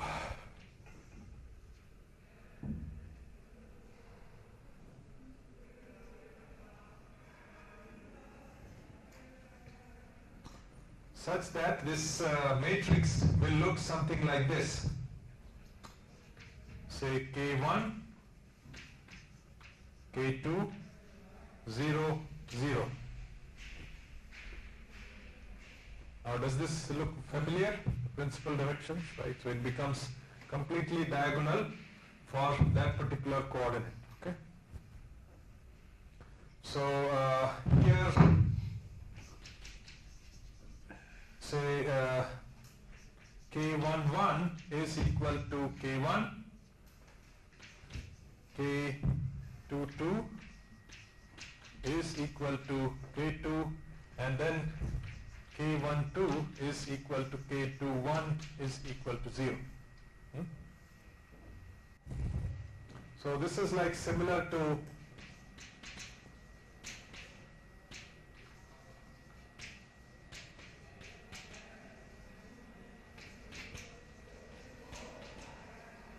so your like K1 may be equivalent to principal stresses K1, K2, and so on. So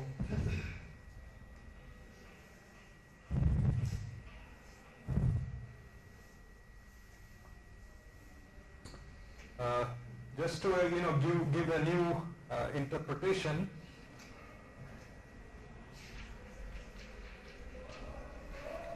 say normally your K is given like say Kij, Ei, Ej, so summation of all these 9 terms that you get.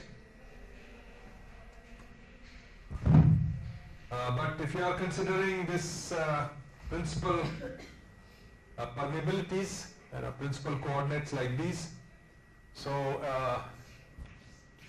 if say K1, K2 and K3 are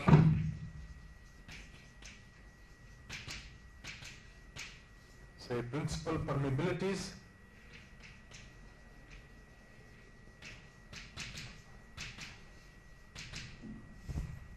and say E1, E2 and E3 are the corresponding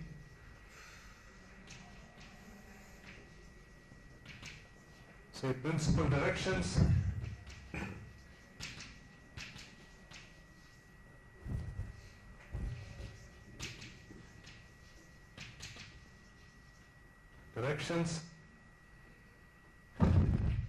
so then we are representing this K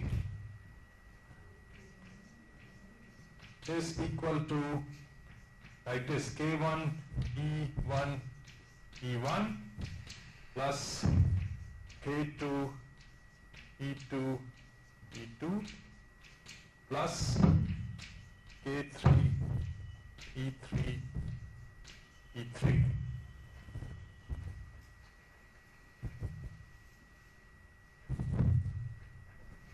This is because since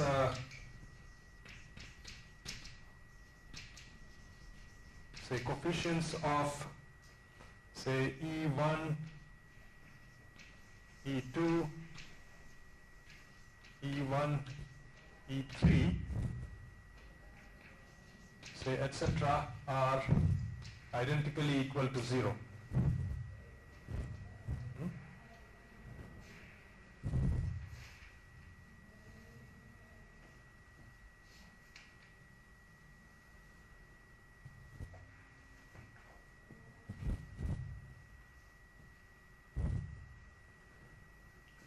So your K1 and K2 and K3, they correspond to your say K11 and K22 in that principal directions.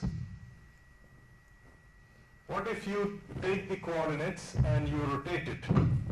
If you rotate it, what do you think will happen to these terms of the matrices?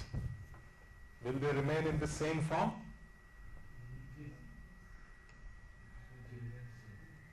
Will remain the same?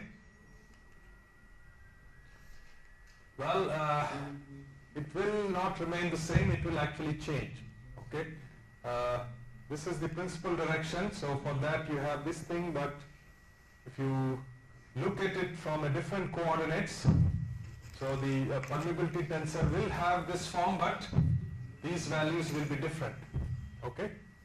So that is what is going to happen. So as you rotate this thing, these values keep on changing their magnitudes or even negative, positive sign.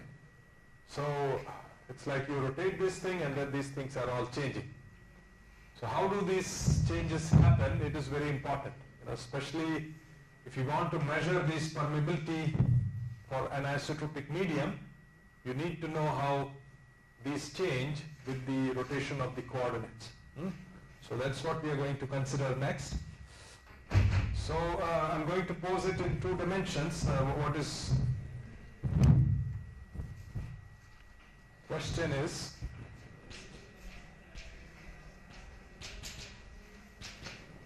so if K11, which is equal to K1, and say K22, which is equal to K2, are known,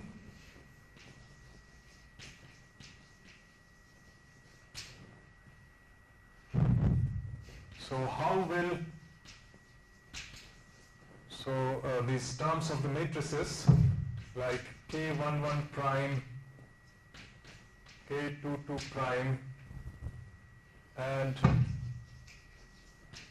K12 prime, which is equal to K21 prime, vary with theta.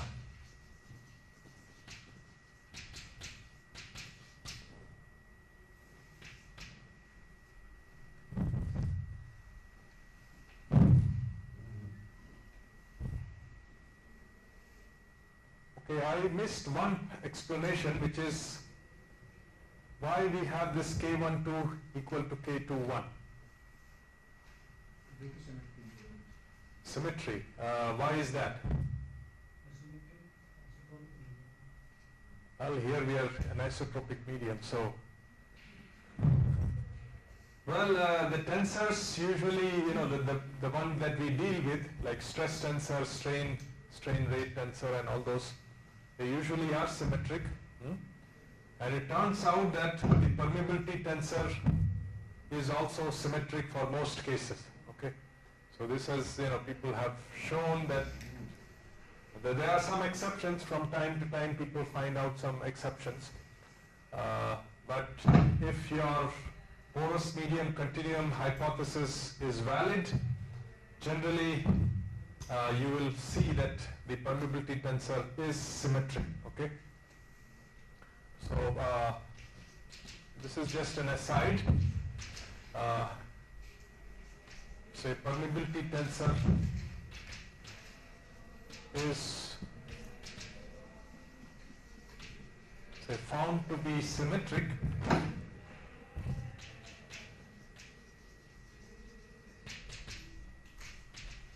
for most porous media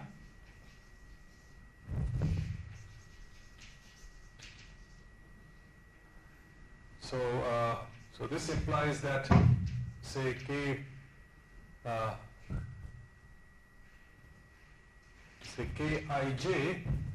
is equal to Kji.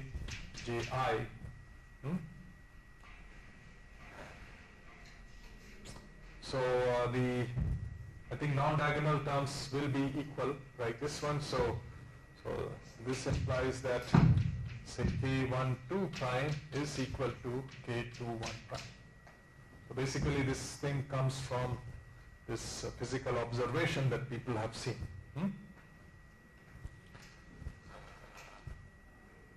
So let's come back to this question, how these K11, K22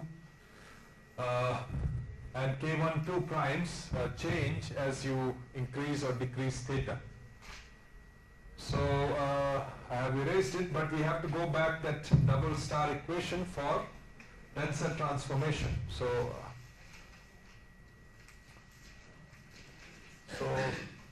say for I is equal to 1 and say j is equal to 1, say equation double star gives the following. So you will have K11 prime. Now you will have to fill up the blanks here. C. So tell me what the indices will be for the first case. Huh?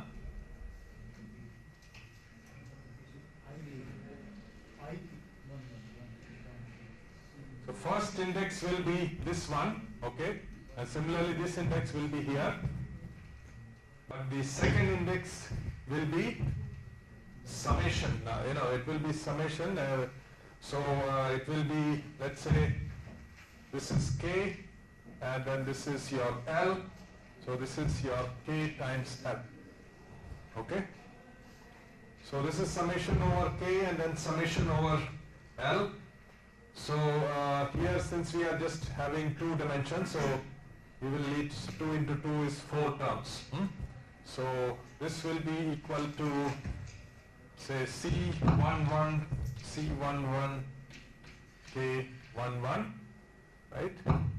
Then C11, C12, K12, and then we can write C12, C11, K21 plus C12, C12, K22. So just for two dimensions it will be like this. And so you can see that these terms are equal, these two are equal, because K12 is equal to K21. I said that the permeability tensor is symmetric, so this will be C11, C11, K11, plus you have 2 times C11, C12, K12, just adding these two, plus you have C12, C12, K22.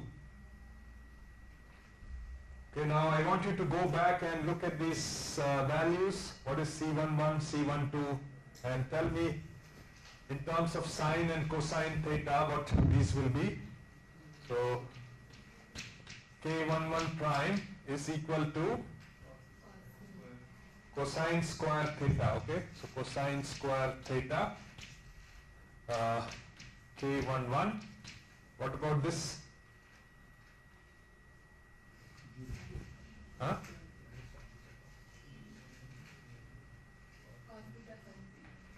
Cos theta, sine theta. So anyway, I'll write 2, say sine theta, cosine theta times K12,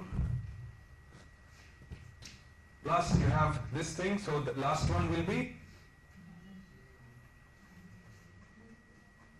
both are same sign, so you can sine square theta, okay?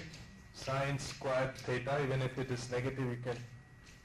So K22. So this gives you how this K11 term, how it is going to change as a function of theta from this original terms K11, K22 and K12. So that is just for K11 prime. Similarly, you can do for the other terms, K22 prime and then K12 prime.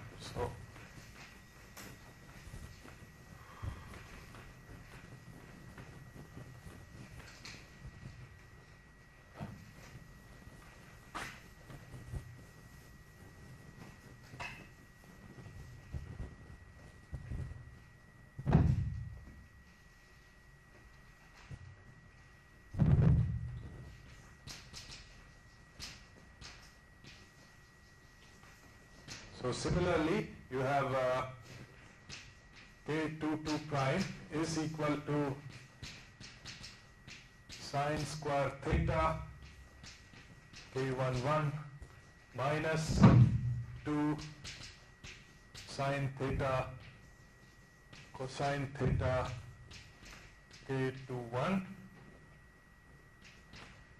plus cosine square theta K22, and then you have K12 prime is equal to minus cosine theta sine theta K11 plus cosine square theta minus sine square theta K12, and plus sine theta cosine theta times K22. So all these three components will change K11, K1, K22, K12, and this is the relation. That's how it is going to happen as the coordinates are rotating.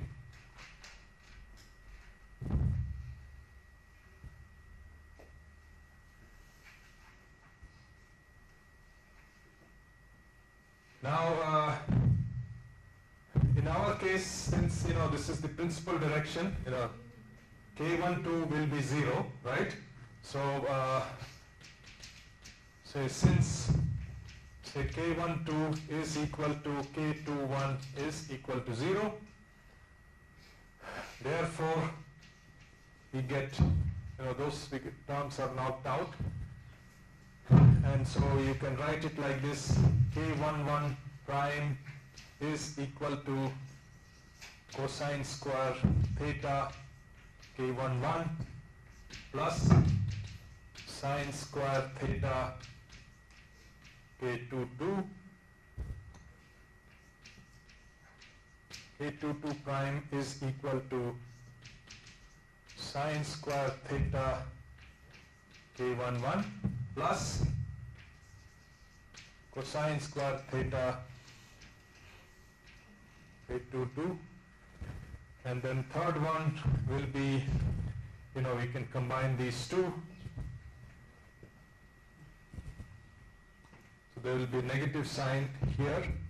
So K12 prime is equal to sine theta cosine theta times K22 minus K11. Okay, so we'll do a little transformation. Let me just complete this topic, then we can stop. So I want to, obvious transformation is sine theta cosine theta. What will that lead to? In terms of sine 2 theta, right, divided by 2. Similarly, you can have all these guys in terms of 2 theta cosine 2 theta and so on. So I'm going to write this. So further we can say that since cosine square theta is equal to 1 plus cosine 2 theta divided by 2, sine square theta is equal to 1 minus cosine 2 theta divided by 2. So, and this of course is sine 2 theta divided by 2. So therefore we can write in a transformed form. So this will be, say, K11 prime is equal to K11 plus K22 divided by 2 plus your,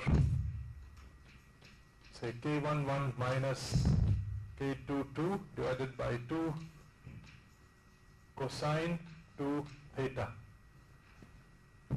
Then you have K22 prime is equal to K11 plus K22 divided by 2 minus K11 K22 divided by 2 cosine 2 theta, and then you have K12 prime is equal to minus K11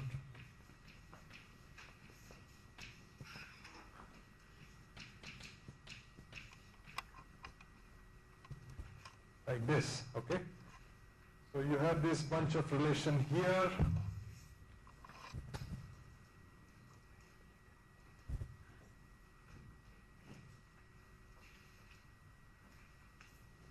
So this I can call A, and then these relations are there, so we can call them B.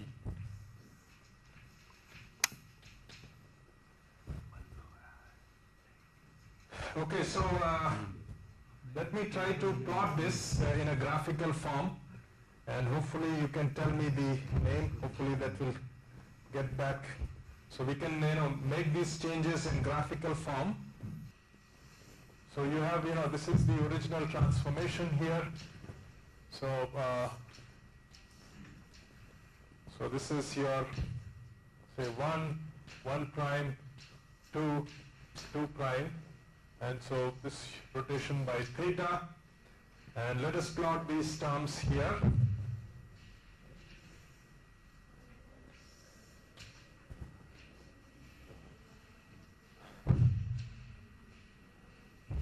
So I'm going to plot, let's say, K22 prime or K11 prime.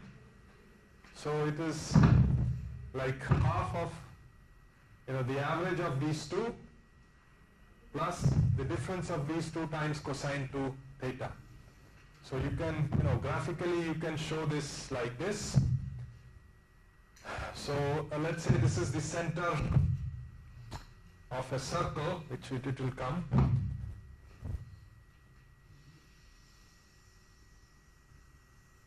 Let me just plot it, then it will become clear.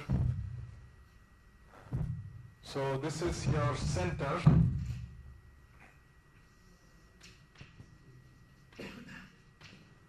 So that is equal to, and let's say this is your value K11, and then this is your value K22, okay? So you are taking the half value, so that is, you are coming here at the center, so that is equal to K11 plus K22 divided by 2. And now here we have rotated by angle theta. I'm going to take this and rotate by angle 2 theta.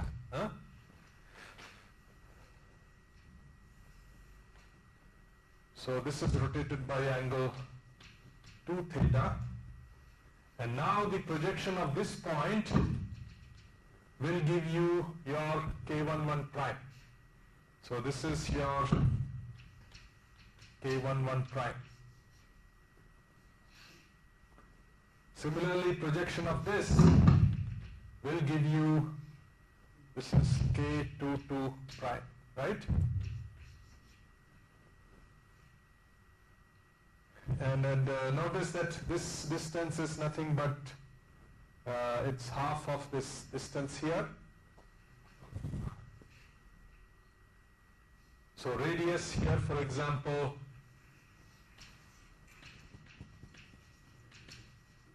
is equal to this term here. So we can just take the magnitude of that to K22 divided by 2. So now those things will become clear. Now do you recall what is it called, this particular diagram? Mohr circle. So that is good. So this is there in your stress transformation. So we see the same thing here in permeability transformation also. So this is your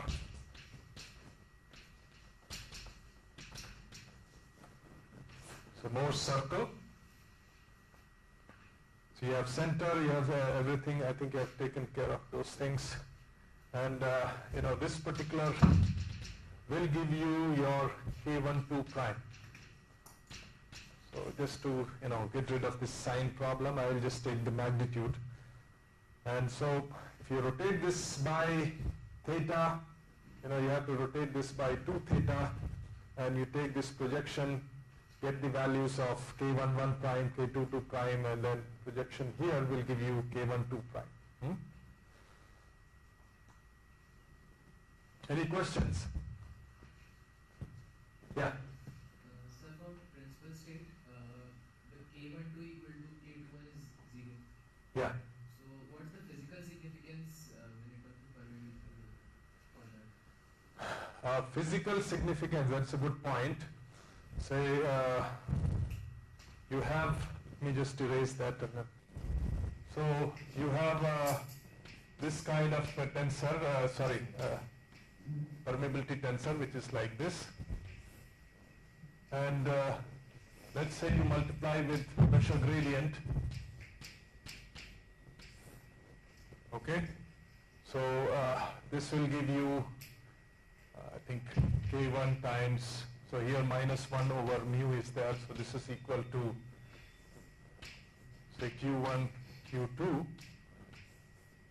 So your, say, Q1 will be equal to minus K1 by mu dou 1p, Q2 is equal to minus K2 over mu dou 2p.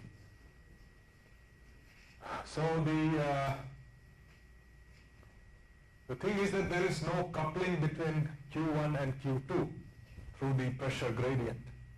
So if the pressure gradient is along the Q1 direction, so what it means is, let's say you have channels like these, and so you let's say you apply some, I don't know, physically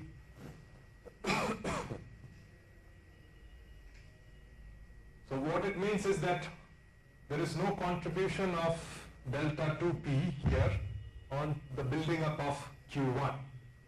So dou 2p cannot give rise to Q1. Similarly, dou 1p cannot give rise to Q2. Okay, so it's like a principal state. When can it happen? Let's say this is the direction. Let's say this is E1 and then this is your E2. Okay? So if you are applying dou 1p, which is along this direction, that will give rise to Q1, and you apply something like this here, it will not give rise to any flow. Okay? So this matches with the principal direction here. Yeah. What I visualize like this is that we have two different channels. Mm-hmm. They are disconnected with each other. One is pointing in the direction of E1 and another is pointing in the direction of E2. Uh-huh. So in this way, when pressure gradient is in direction E1, flow will take place in one channel only. Mm-hmm. And when pressure gradient in direction of E2, so flow will take place in each direction only. So that is Yeah, I think that's another way of looking at it. You have some channels along E1 and then probably some channels along the E2 direction, right? And then, if you apply along D2, so there will be flow along only by this one, not by that one. So, so this kind of flow will happen also, along the fibers. So, if you along this, there is one flow, and then across though there is one flow.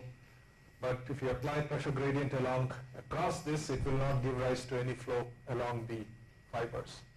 Okay, so that is the physical meaning of that. But I think it was a good question.